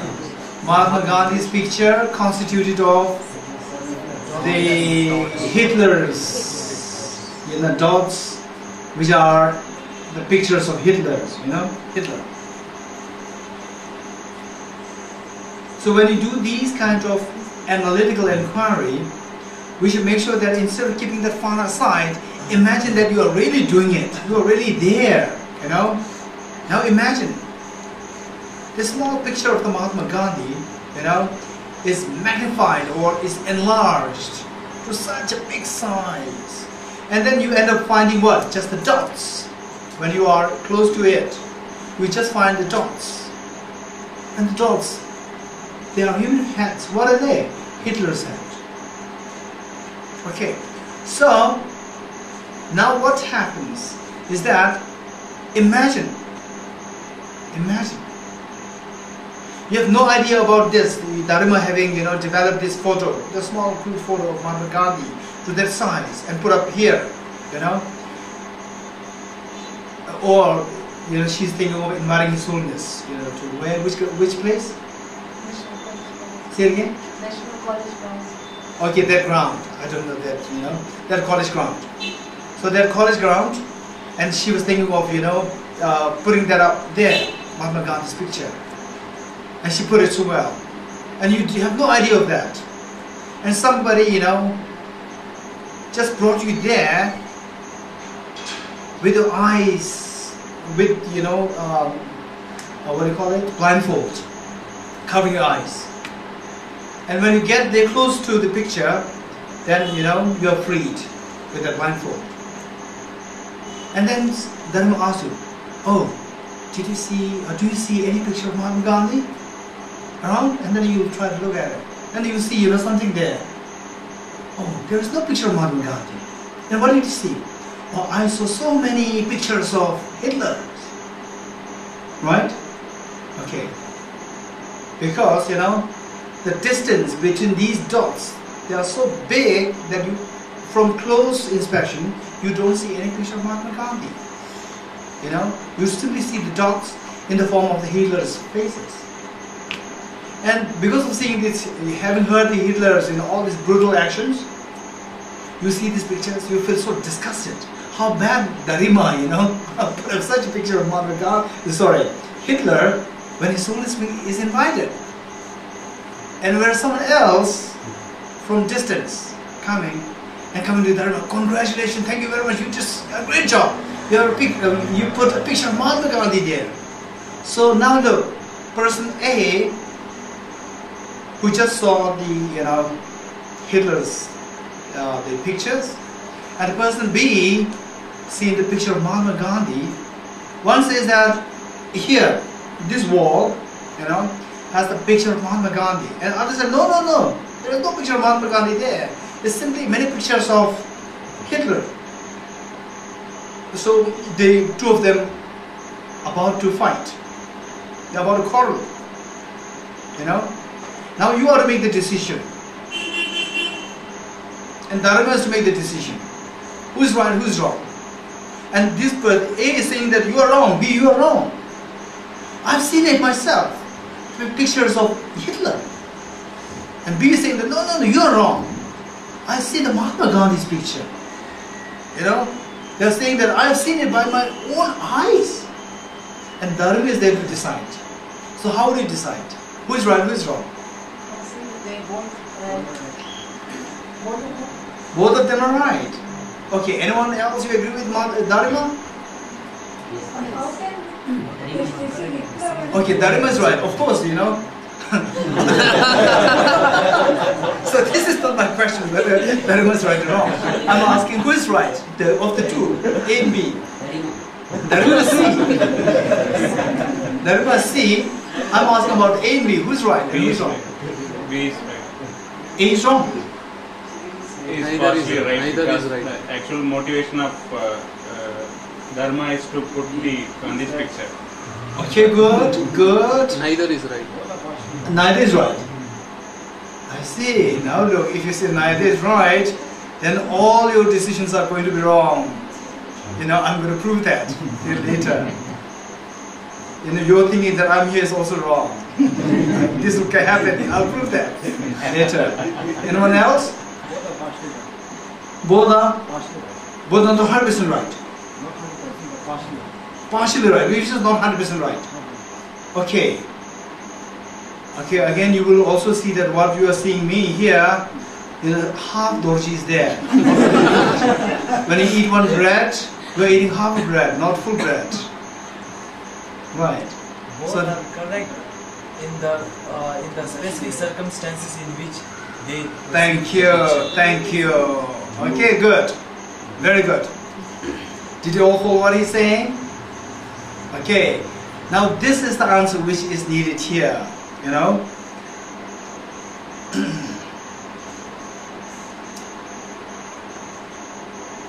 What made me digress to this? Anyone? The truth emphasis. Thank you. The two truths. Everything that exists should have necessarily two truths. One truth seen from distance. The other truth seen from close inspection. Right. So the same object, these two persons, A and B, are they looking at the same object or they are looking at two different objects? They are looking at the same object, but their perception is two different things. You know, Narima is correct. I agree with you, Namgyal. Your name is Namgyal? Narima is absolutely correct. You know, both are correct. Why she's correct? Because A and B both are correct. She said that A and B both are correct. Both are correct. And how both can because these two are arguing, fighting that yours one is wrong, mine is right, and others saying that no, yours is wrong and mine is right. But in reality, both are correct. You know. But then why do they have to argue? It's because they fail to understand that everything has two truths. Right. And what Tenzin Sela resolved this problem, saying that, oh, A, don't fight with B. You are correct, B is correct. You know, you are correct from, you know, point of view of you looking at it from close distance. B is correct from the point of view of, you know, looking at it from distance. Both are correct. Okay. Now the point here is that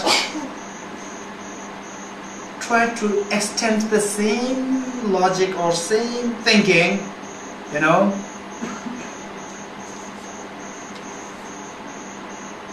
with this. What is this? This is a pen. You see, it is a pen. Imagine you yourself is the size of one electron, one piece of electron, each one of you. One piece of electron. And you're very close by this pen. You look at it. What do you see? You see just, you know, so many electrons, you know, and you won't see a pen. Right. And whereas when you keep away from this pen, goes to this distance or this distance like that, then you see it as a pen. You know?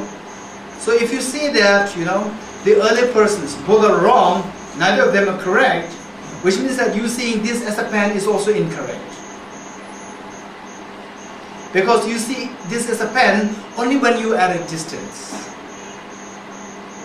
Whereas when you go too close towards it, like yourself imagining in the form of, you know, a minute electron, then you see this as just, you know, a enormous collection of electrons. Right. And no pen at all. Okay. So the point is that, you know, from a distance you see one thing. From close distance you see another way. You see the same object in another way. Right. Okay. Now tell me, from distance you are seeing Mahatma Gandhi there. Now you come too close. Where is that Mahatma Gandhi? Oh, Dharma, did you take it away? You put a different picture there? Because they are just the heads of Hitler. No, I didn't do anything. Okay. Now, sorry? Can this really happen that big picture of Mahatma Gandhi can have to go closer? I mean, if you see Hitler, how can you do that? Absolutely, this can be made. This can be made. For example, you know, the letter, for example, India, I, you know, even this just, the first letter, I, is constituted of so many India, you know. This is what is so easily can be made. In fact, I would request Anu to make one for Subhashini. Yeah, like that. show that on computer, you know. First you show a picture of Mahatma Gandhi, try to enlarge it, you know, and slowly the heads of Hitler coming out. Okay. Okay, now look. What I'm trying to say is the same object which is displayed there on the wall, you know, can be seen in two ways. One, when you're too close to the object, one, when you're far away from it. You will see two different things. And these two are total opposite. One, giving you a sense of goodness, sense of peace, Mahatma Gandhi, you know. The other, the perception which gives you a sense of disturbance, sense of, you know, oh, such a brutal person, sense of disturbance coming in your mind. So the, you know, what really comes to your mind is totally the opposite. Now, which is right and which is wrong? So we concluded that both are right. So before we make such a conclusion, I ask one thing. Imagine you are far away from this picture and you see it as a Mahatma Gandhi's picture. The Mahatma Gandhi's picture, does it exist or not over there? Now imagine, you know, your name? Suresh. Suresh is coming up with the belief, you know, coming with the position that it is developed from that small picture. Now imagine someone is so expert, you know, without having to depend on any picture, he can simply put dots, you know, Hitler's image, and then from distance you can see it as Mahatma Gandhi's picture. You know, imagine this is the kind of thing. Okay, now instead of, you know, something developed from that small thing, imagine there's a wonderful painter who has that skill. He did it, and from distance you see it as a picture of Mahatma Gandhi. From close inspection you see it as, you know, just collections of the pictures of Hitler. Now the question is, on the wall, the picture of Mahatma Gandhi, does it exist or not? Are you sure? Okay. Now, if you say yes, and on the wall, is there the pictures of Hitler? Okay. So these two, are they clashing or what? Okay, so, you know, does it give you a feeling of disturbance or it gives you a feeling of peace, seeing the picture? Sorry? Which picture? Depends on So there are two pictures? From where are we seeing it? Yeah, so it has one picture or two pictures?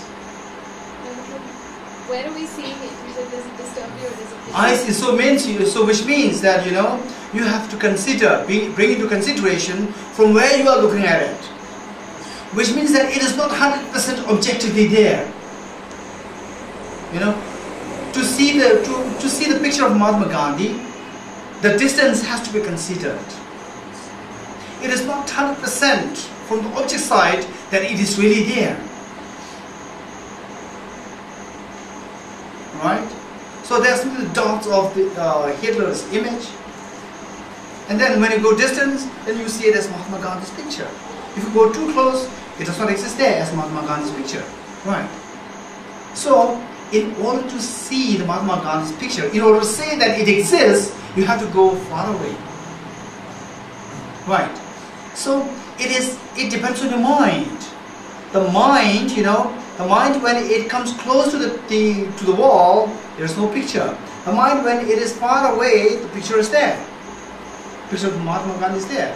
It's not something really over there, objectively, you know. Independent of the mind, now imagine, if there is no mind at all looking at this, what is that picture? Which means, sorry? A collection of dots. No picture of Mahatma Gandhi. Are you sure? Just give thought to it. What is my question? The question is, if there is no one looking at it, because you said that one person says, oh, there's a picture of Hitler. The other person says that no, there's a picture of Mahatma Gandhi. So there is kind of, you know, quarrel going on between the two, fight between the two. Imagine if there's no one over there, then what is really there? Neither Hitler nor Gandhi.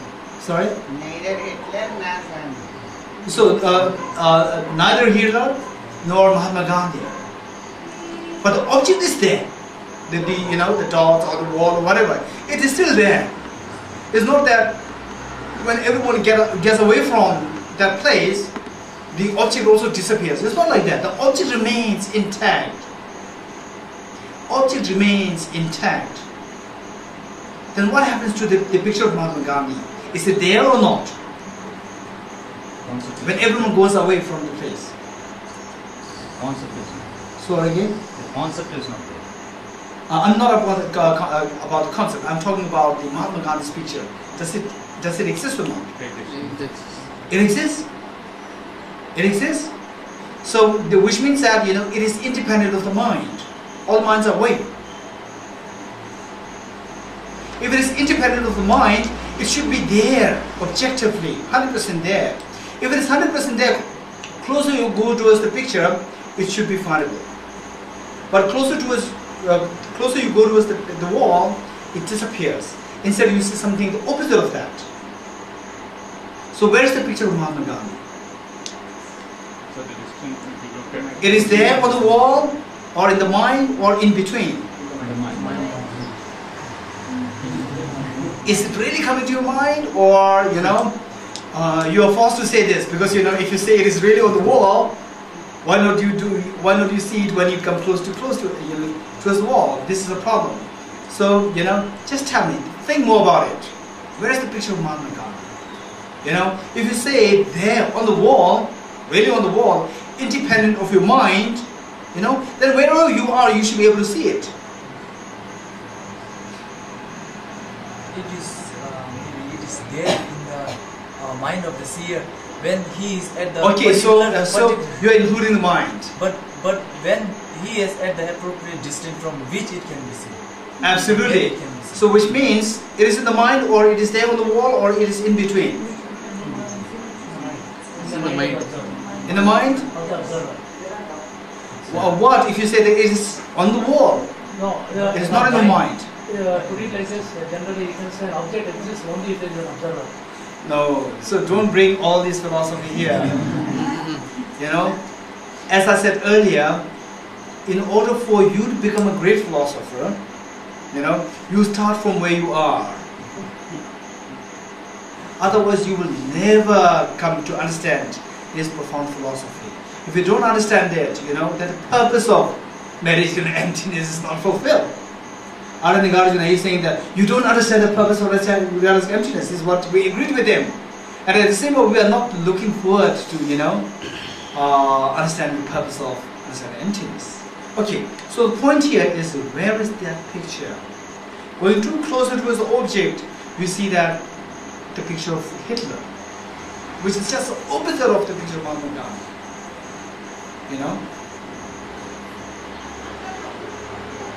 So where is it? This is the question. So now we see that, if you disregard the distance, if you disregard the mind seeing it, then it makes no sense. On the one hand, we can say that it's simply constituted of dots, that's it. Right? Only when when your mind is there, you see something, a perception comes in your mind, then you say there's a picture of Mahatma Gandhi. Only when the perception comes in your mind. And the perception is a part of your mind. Yes or no? Perception is just part of your mind. That's it. So this is what is meant by, the picture of Mahatma Gandhi is imputed by your own mind. Only when you have the perception of the Mahatma Gandhi coming to your mind, your eyes, you say that there is a picture over there, picture of Mahatma Gandhi there. If you don't see that, you go closer. What's that? You do go closer. I see.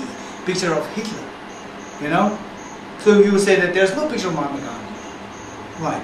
So the sense of the picture of Mahatma Gandhi comes to you, and it makes sense to you only when you start seeing it. It's not like the case that this perception is taking place wherever you are. It takes place only when you are at one distance, So from there, a perception takes place, and the perception is a part of your own mind. Right? And then on the basis of that, you decide that there's a picture of Mahatma Gandhi there. Right? So this clearly indicates that the picture of Mahatma Gandhi is just your mental imputation. Right. Okay. Now likewise. Okay. You look at the one who's next to you. You look at every one of you.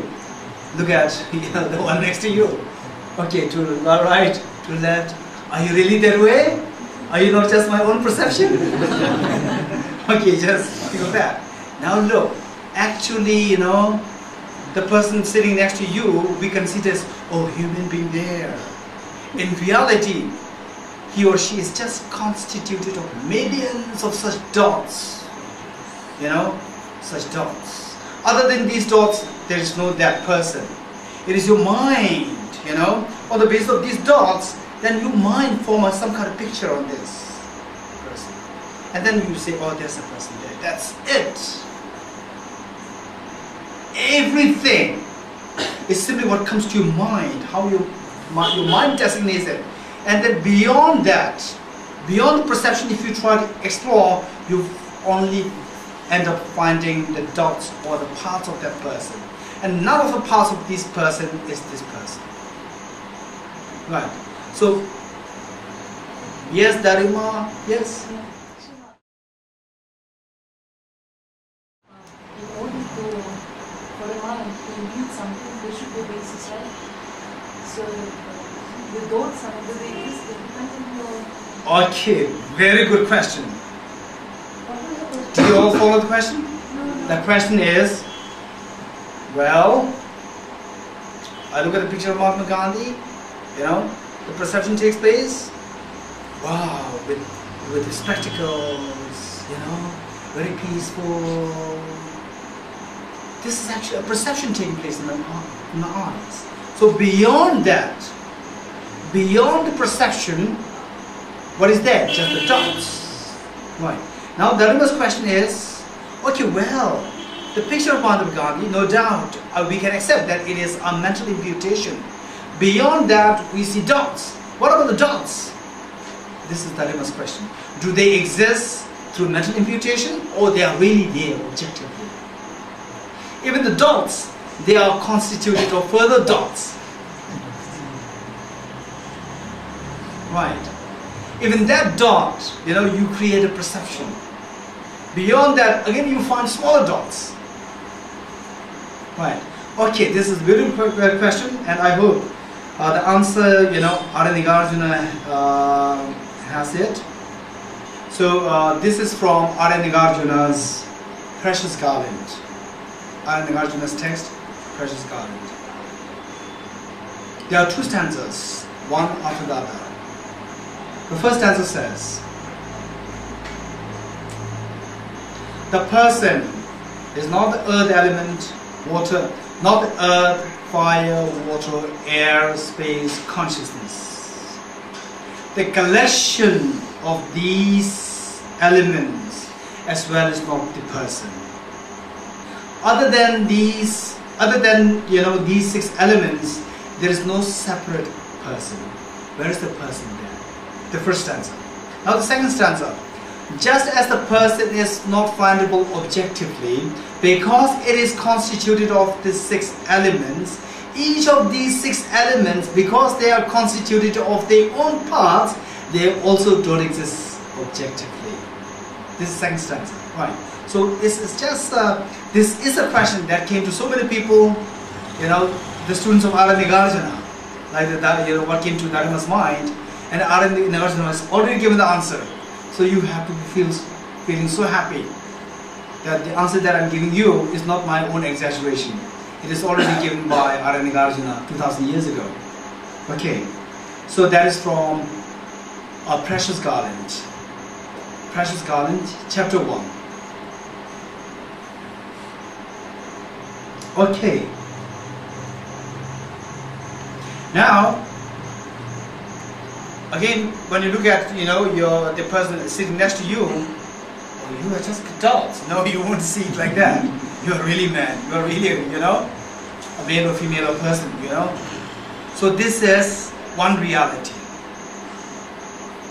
Another reality is, imagine you turn to a very minute particle size, person, and you are looking at a person from very close distance, then you see just full of dots. That's it. Right? You just see the person, just dots, not person, from very close inspection, which means there is the emptiness of the person that you saw earlier. So the emptiness of the person from the object side, emptiness of the objective reality of the person, is the another reality of the person. You're getting it? Okay, now I will put that in the form of a Mahatma Gandhi picture. Relate that in with in this relation, and then you try to, then I will also try to do that in relation to practical daily experience. Okay, the first one with Mahatma Gandhi picture. From distance, what do you see? Picture of Mahatma Gandhi. So the picture of Mahatma Gandhi is one reality of this, painting. One reality. Now you come too close towards the wall. What do you see? You see the picture of Hitler. You see the emptiness of the picture of Mahatma Gandhi. You don't see the picture of Mahatma Gandhi. Do you see or not? You don't see. So instead, you see, but there's no picture of Mahatma Gandhi. No. No means empty. Emptiness of the picture of Mahatma Gandhi. This is another reality of the same object. So, Mahatma Gandhi's picture is one reality, and the emptiness of the Mahatma Gandhi's picture is another reality of the same object. Right. Now, these two seems contradictory. The Mahatma Gandhi, existence of Mahatma Gandhi's picture and the emptiness of the Mahatma Gandhi's picture, these two seem to be very contradictory, but in reality it's not contradictory, as pointed to by Lindsay Teppel. So actually it's not contradictory because they are from two different perspectives. They are from two different contexts. Right. Okay. Now look, how you then put it in such a beautiful wording, so that you have no complication, so that you have no, the problems coming, conflicts coming in your thought. So the one, there is the picture of Mahatma Gandhi that you can explain, that you can accept literally. There is picture of Mahatma Gandhi. What you are seeing from distance. When you come too close towards it, you see the emptiness. You don't see the picture of Mahatma Gandhi. You see the emptiness of the Mahatma Gandhi's picture. Now, instead of saying that there is no picture of Mahatma Gandhi, instead of coming to that conclusion, you say that there is no objectively existent picture of Mahatma Gandhi. Objectively. Because from the object side, is not really there. It depends on your mind. So there's the emptiness. There is emptiness of objective picture of Mahatma Gandhi. So there are two realities. You getting it? From distance you see something so peaceful. From very close, that peace is lost. The emptiness of that peace comes to you. So, likewise, when we take the table, what do you see in front of me? There's a table. This is one reality of the table. And then imagine you are a small ant, a very small ant, climbing on the table. Would you? Do you think that this ant would see it as a table? No. You don't see it as a table. It was the fragments of the table, in form of fragments of the table. Right. So when you go too close towards the object, that becomes the emptiness of the object that you see from distance. Right. So that we call it, we put it, we articulate it as the emptiness of objective reality of that table. Emptiness of objective reality of the Mahatma Gandhi's picture. Emptiness of objective reality of the person who is sitting next to me. Right. Emptiness of objective reality of Choe that we take part in. So everything that exists, even the Buddha has two realities. One from distance you see him as Buddha. If you go too close towards him, you see the emptiness of the Buddha. Even the emptiness, from distance you see it as emptiness. When you go too close towards it, you see the emptiness of the emptiness. Right. Okay. So, So now these two persons, person A and B, fighting, saying that there is picture of Mahatma Gandhi, others saying no, it's picture of Hitler. Then Arya Nagarjuna is saying that no, you don't have to fight. Everything has two truths. One truth seen from distance, other truth which is seen from close inspection. So stanza 8. The Buddha's teaching of the Dharma is based on two truths. The truth of worldly convention. Worldly convention meaning, when I say, oh, where's the table? Then you will say, it's right in front of you. This is worldly convention. Then I still say, where's the table? After seeing the table in front of me, I still ask you, where's the table? You might think that, oh, he's a little bit insane. Something's wrong in his head. Then you might be kind enough. Yes, please. When you go close, you see the emptiness of the object which you had seen earlier. Yes. But similar can be said opposite also. Yes. If you go far away, still you see the emptiness of the object which you saw when you were near. No. Oh, that's right. Absolutely, yeah. He's getting good point. Emptiness of Hitler's picture? Yeah. Or just reverse the emptiness of the Mahatma Gandhi's picture. What's the reverse of emptiness of Mahatma Gandhi's picture? Mahatma Gandhi. Right. Mahatma Gandhi's picture is equal to the non-Mahatma Gandhi's picture. The reverse of Mahatma Gandhi's picture. When you go away from this, then you see the reverse of the emptiness of Mahatma Gandhi's picture, which is Mahatma Gandhi's picture. And she's putting it so beautifully, saying that it is, when you go away from it, is the emptiness of Hitler's picture. Right. It is, or in other words, emptiness of Mahatma Gandhi's picture. Right. Okay, good, very good, thank you. So it seems like, I have to be really here for the next few days. Very good questions coming up. Very good, yeah. When you see that, when your picture is divided into multiple dots, and dots again are divided into multiple dots itself. So if you go further down, what is there? Finally, there is emptiness of objective existence. Yeah. So that explains the dependence existence. But the opposite side, origination. Yeah. So there should be origination of what? Origination not from the object side. Origination from your mind. From distance, the picture of Mahatma Gandhi comes. It originates by dependence on the mind designating it. So therefore, emptiness is dependent origination. Dependent origination is dependent designation. Mind designating it. Good.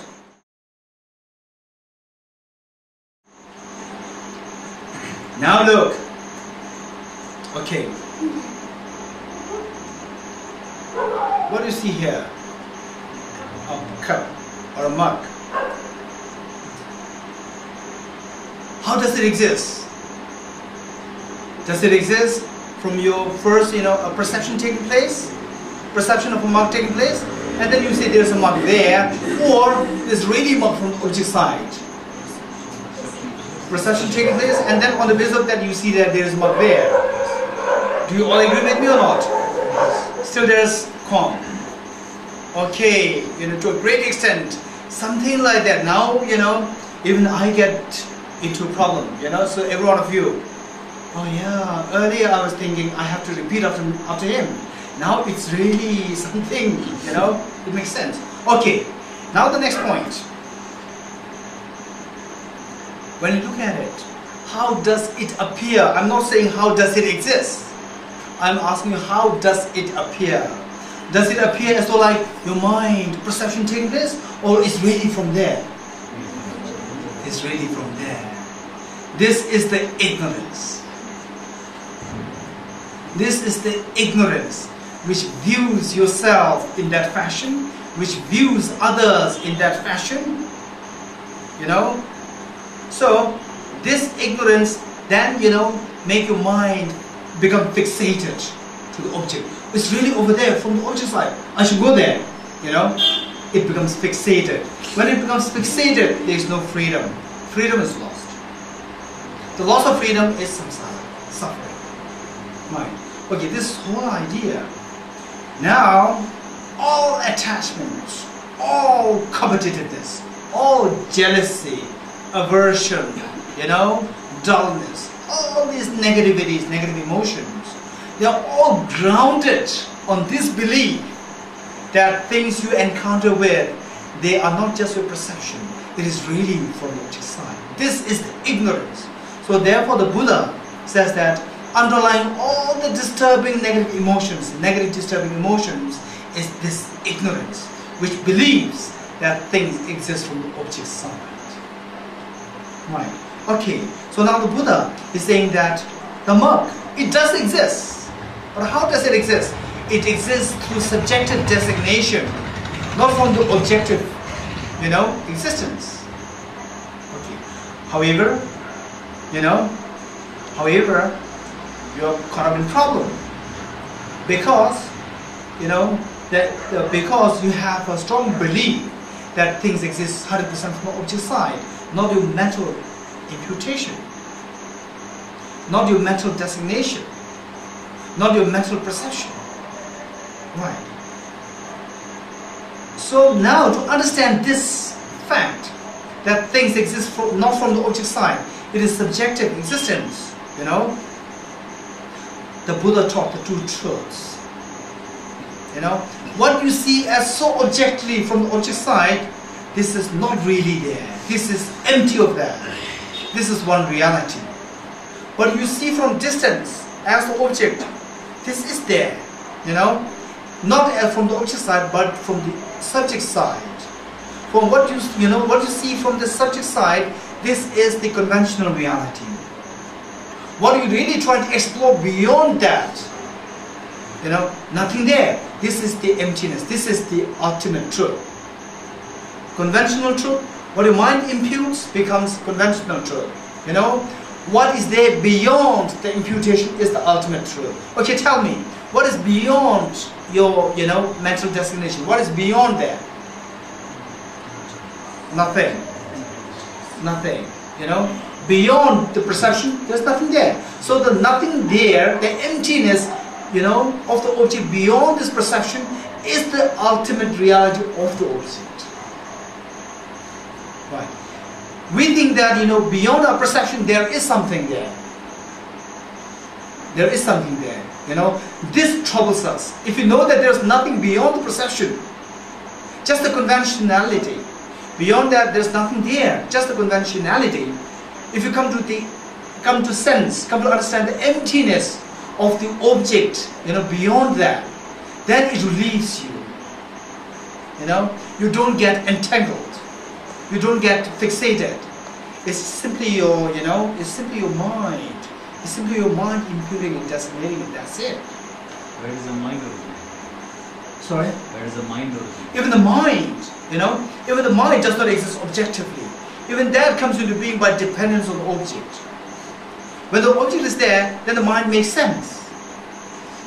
Observer. Mind is like the observer. Observer makes sense only when there's observed. Only when there's the observation, the action of observation. Only when there's action of observation makes sense when there's something to be observed. So the observation is dependent on the observed and the observer.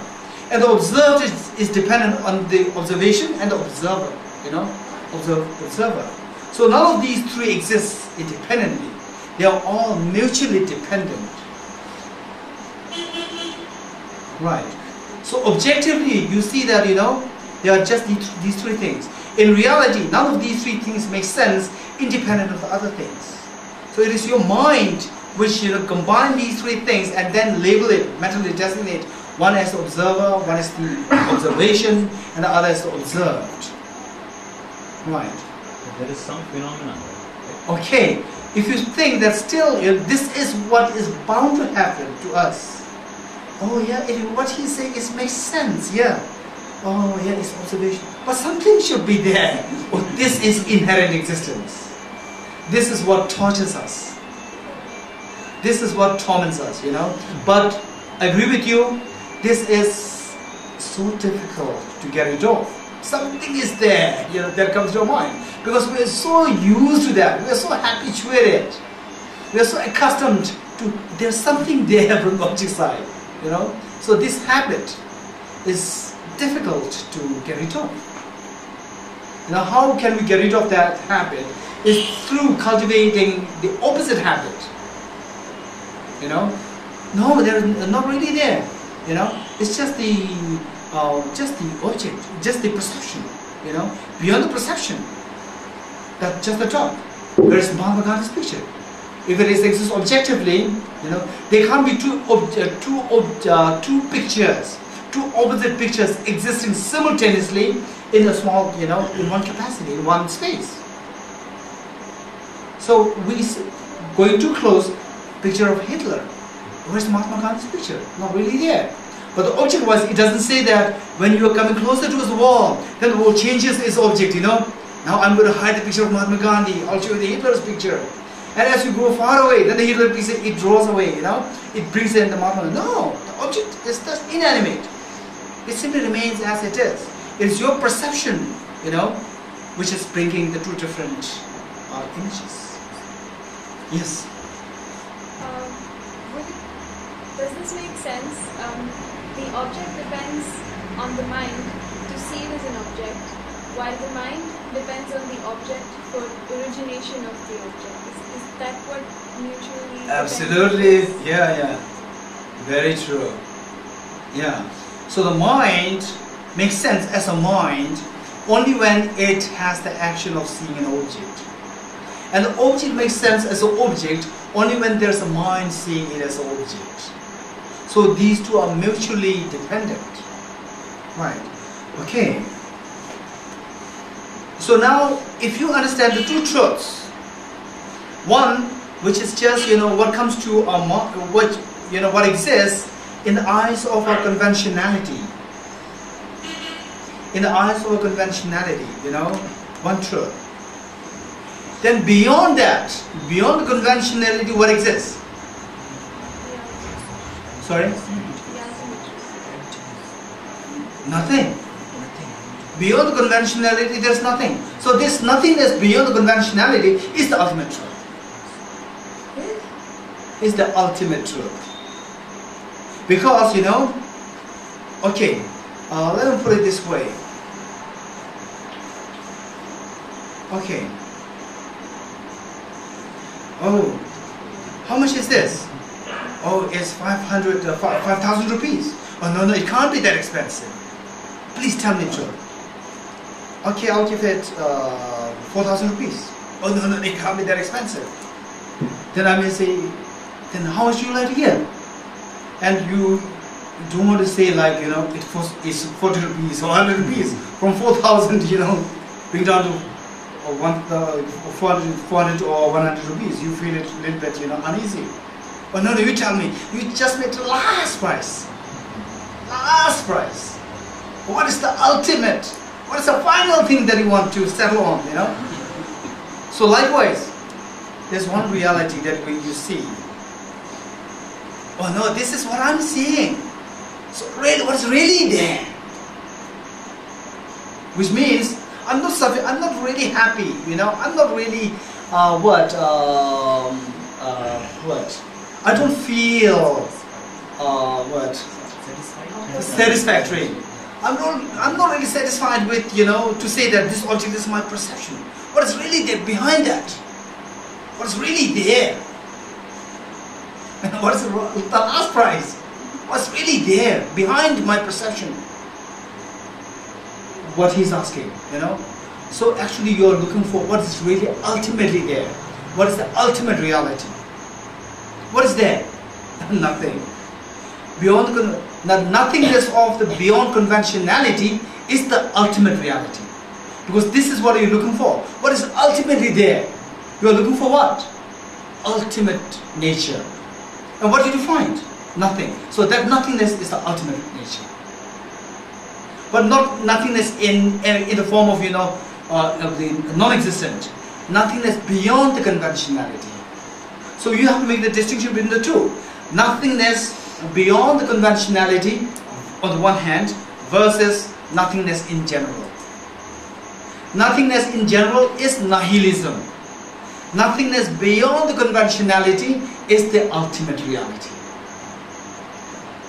Because if you understand that there is nothing existing beyond the conventionality, then what is there? It's just the conventionality. So you have to respect the conventionality. What is left behind is just the conventionality. So you have to respect it. And the conventionality says that, oh, if you take, cyanide or poison, you will die. Don't eat it. This is conventionality. So you respect it. You don't try to look for, or what happens when you eat cyanide behind your perception. If you try to look for that, you don't find anything. So there's nothing really existing behind the conventionality. So because there is nothing existing behind the conventionality, what is there? The conventionality. So the conventionality becomes so important. So this conventionality is the conventional truth. And what you are looking behind the conventionality is you are looking for the ultimate truth. So that is the emptiness. This is the ultimate truth. Right. So everything that you have, that you see around, there are two truths. Right. The object that you feel so attached towards. For me, I don't know what I'm too attached towards. Anyway, so whatever object you feel so attached towards, the attachment is because you believe that it is not just my perception. There's something behind it. Something really, there. So this is what you believe. And because of which you feel that there's something where your mind can cling to. But now you come to sense that it's actually the perception taking place on my mind, and beyond that is not really anything. So your mind find a great relief because your mind is not really entangled there. Find a great relief. Okay. So what is left? If there is nothing really behind this conventionality, what is left? The conventionality. So the conventionality is there. Don't say that there's nothing. There is something. There's the conventionality. Right. So the two truths. Ultimate truth and the conventional truth. Right. Okay. Stanza 8. Now to really understand, what is the final ignorance? What is the final ignorance which is at the root of all suffering? You have to understand, Arya Nagarjuna is saying that the Buddha's teaching of the Dharma is based on two truths. The truth of worldly convention and an ultimate truth. Okay. So it's already 8:30. How emptiness is the middle way. Okay. So how emptiness is the middle way? Very good question. Emptiness. It is number one. Emptiness is the short form of emptiness of objective/independent existence.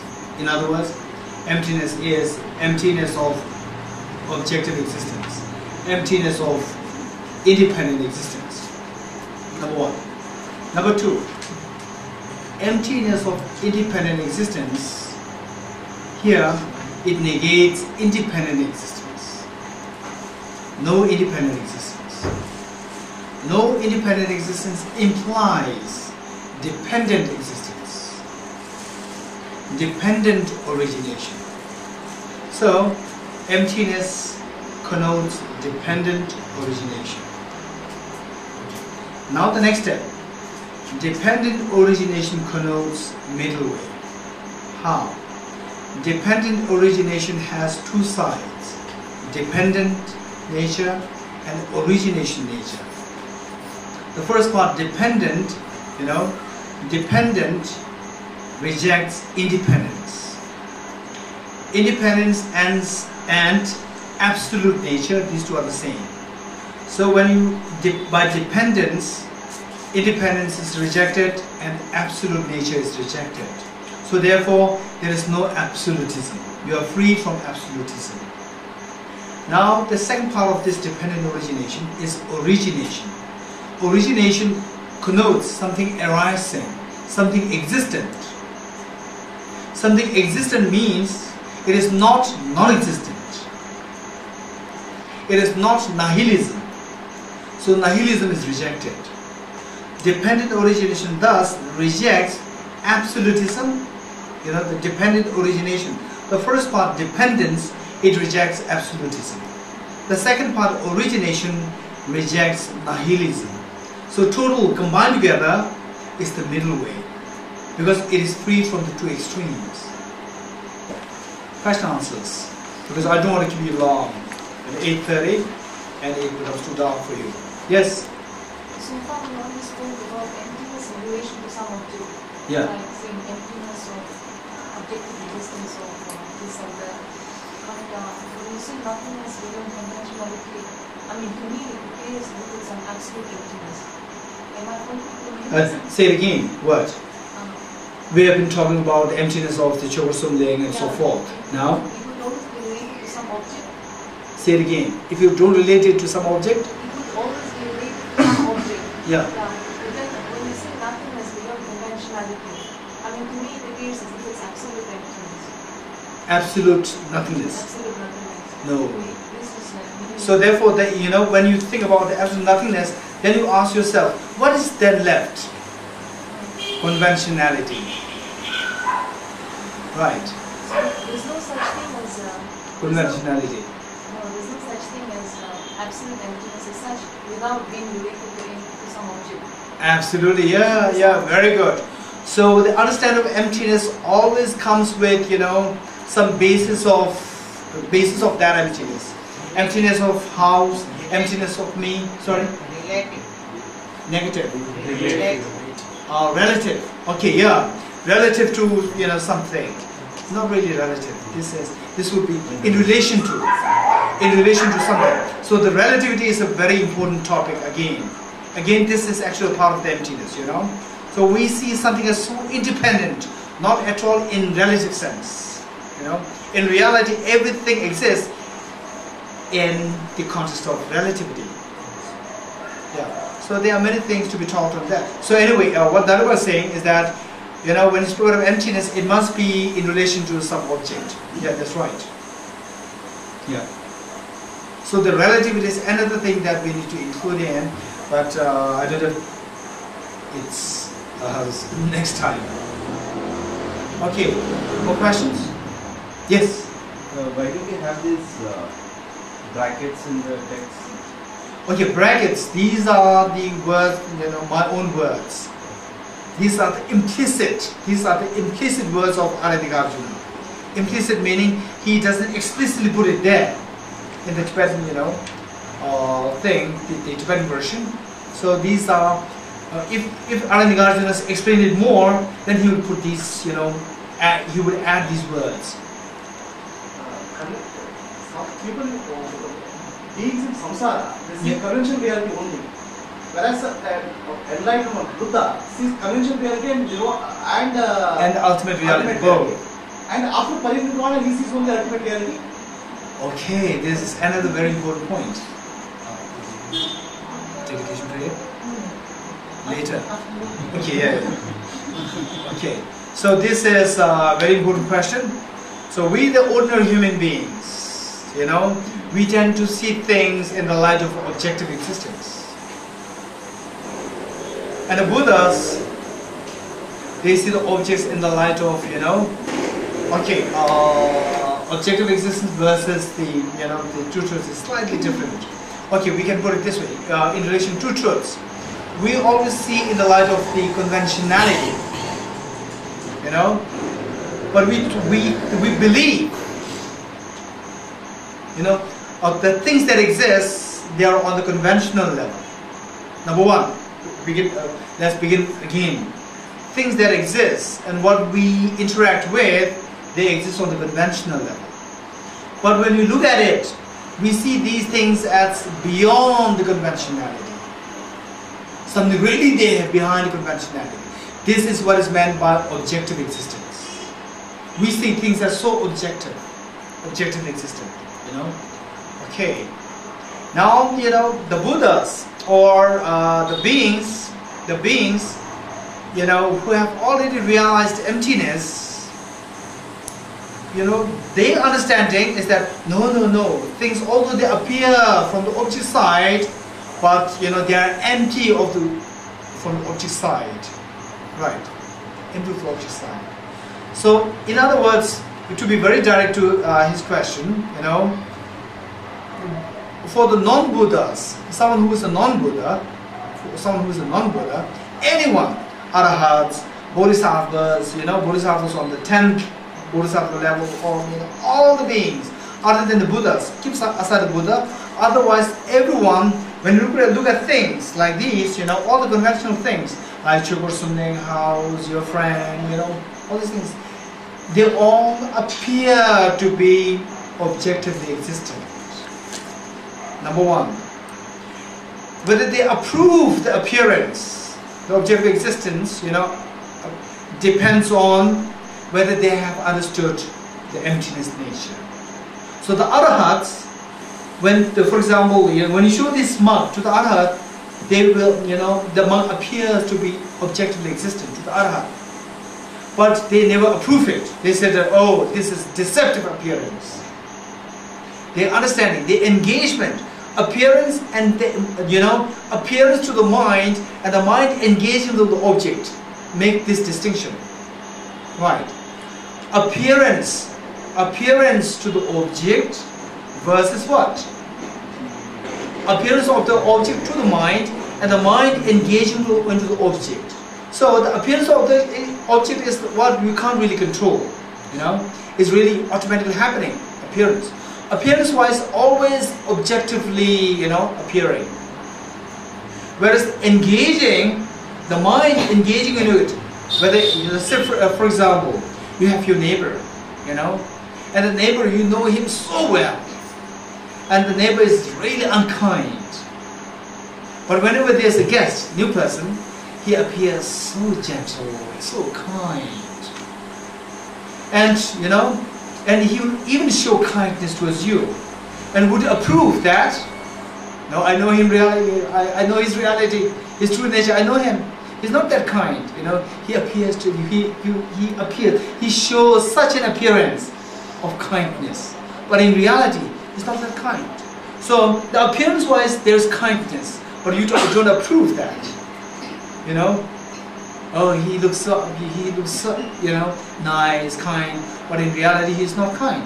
So you don't approve. Your mind, engaging with the object, you don't approve the appearance. You say that it's not really kind.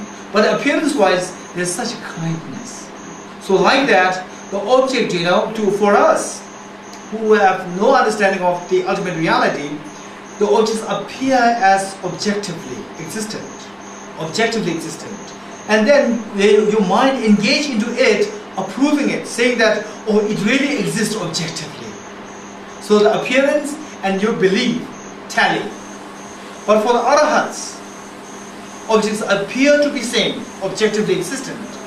But the engagement into the object, no, it does not exist objectively. So the engagement, the mind engaging into the object, and the object appearing to the mind, these two are just opposite. In the case of the arahats, because they have a perfect realization of emptiness. Right. Now for the Buddhas, the appearance, there is no appearance, false appearance. There is no false deceptive appearance. Appearance empty of objective existence. And engagement also empty of objective existence. Right. Okay. Now it is only the Buddha who can get access to the conventional truth as well as the ultimate truth, both simultaneously. Whereas for the non-Buddhas, it is always consecutive in a sequential way. When you engage in emptiness, non-dualistic experience of emptiness, you can't get access to the conventional reality. When you engage in the conventional world, you can't, at that point, you can't have the direct access to the ultimate reality. So these two are sequential.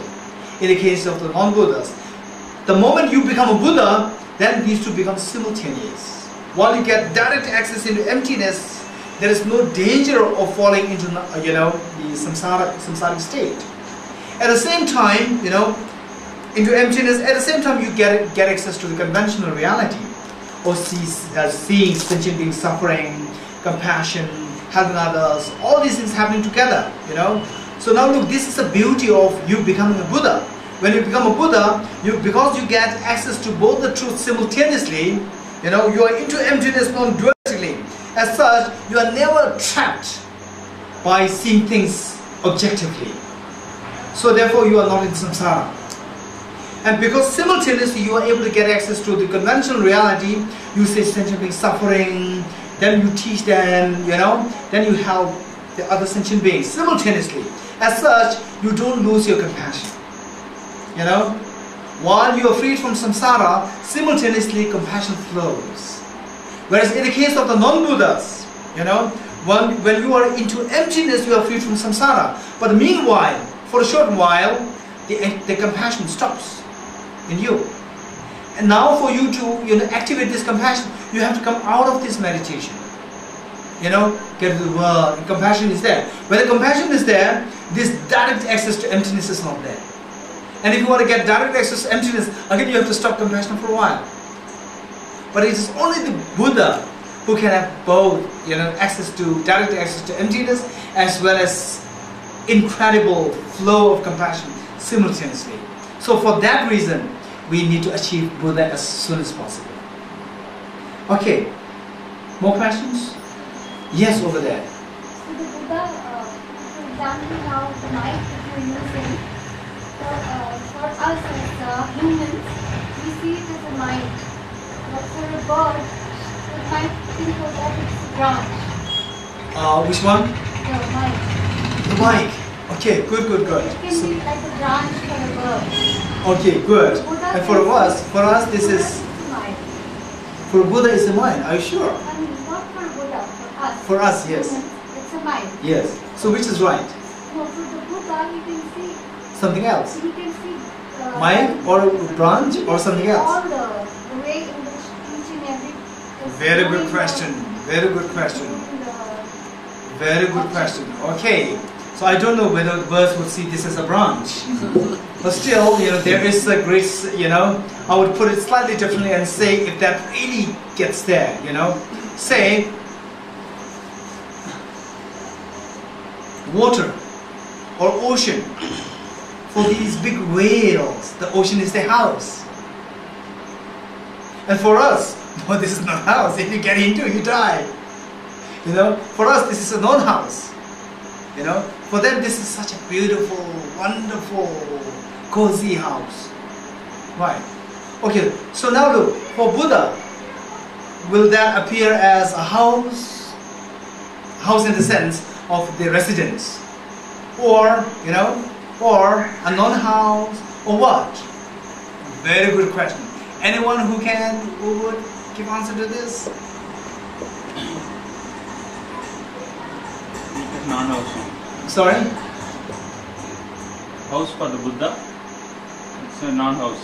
He understands that is a conventional truth. That, so which means for Buddha this would appear as non-house. So he can be like, you know, he can simply enjoy this ocean like the whales. You know, it would the Buddha won't die. Buddha can swim like a whale. He can be there eons and eons without any problem. So it can be like a house. It can be like a residence. Can be. Yeah. Because the conventional truth. Now, so which means that the conventional truth for the whales is not the conventional truth? Only for the human beings? Okay, look, Anu, you have created this problem. Now look, we are all getting stuck, you know. So now, conventional truth, what is again the measure, you know? What is again the standard? Should it be something conventional or for the human beings or for non-human beings also can be conventional truth? What? Again, a big question. Okay, now look, this is a very important issue. To resolve this question, maybe I can put it this way.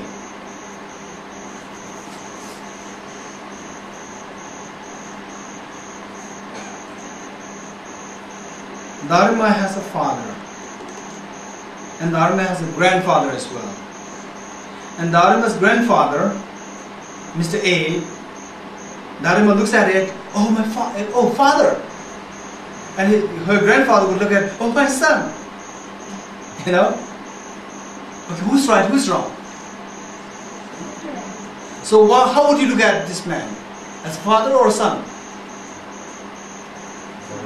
There's nothing wrong in it, both ways. So you would say, with respect to Dharma, his father. With respect to Mr. B, his son. You know? So, both are right. Similarly, the Buddha sees things that way. Oh, this is how the sentient beings, they see things like that. You know? So this is how, in fact, say for example, there are so many conventions. There are so many conventions. You know? So tomorrow, if someone goes with, say, if someone goes with, for example, the shirts, you know, the 2 sleeves, you know, instead of putting that on the arms, you put it on your legs, and you go, everybody laugh at you, you know. Actually, why should you laugh? What is wrong there? So basically, this is meant to keep you warm and keep you protected from this, and this can serve that purpose. But, you know, everybody laughs at you, and it will be, and if you go to, you know, a very formal gathering, even nobody will let you in, say that you are insane. Right. So what's the problem? You know, there's nothing wrong there. So say like almost 25 years ago, if you go with such a tight pant, you know, tight trouser, everybody will laugh at you. What insane, you know? Oh, poor guy, he has no proper, you know, bell bottom. Now, this stage, if you come in bell bottom, you know, oh, poor guy, you know, oh, I will get a proper trouser for him. So look, who is right, who is wrong? This is a convention. And who creates convention? Is it the Buddha who is creating it? Every 2-4 years, you know, he creates new fashion? Is it the Buddha who creates this fashion? No, it's the human beings who creates these conventions. And we are trapped in these conventions. When you know, now if you don't get a proper, you know, if you all have these the trousers that you had been possessing 30 years ago, you're in trouble. You can't go, you know, people all will laugh at you. Okay, so this trouble, who made the trouble? It's because of the convention. Who made the convention? Ourselves. So we are trapped in our own conventions. And we are in problems because of our own conventions. So Buddha, you know, sees things. Oh, this is proper dress. He will not say that. This is proper dress according to the creation of the convention by these people. This is a proper dress, you know, according to the convention created by those people 30 years ago. And he won't have his own standpoint. Because there is no, you know, nothing beyond conventionality. Nothing is there. You know, the Buddha can't find anything because there is nothing really there. So this is the Buddha's take on it, on things. Oh, this according to the beings of that period, of that place. This is their convention. So this is good according to their convention. Okay. This is bad according to, you know, this particular convention of this age. Beyond that, he will not say this is good, this is bad. If he does say, then there should be objective reality. Okay, we stop here. And thank you for this very good question. You know, it comes to a very important issue being discussed. Okay, we'll do the definition here.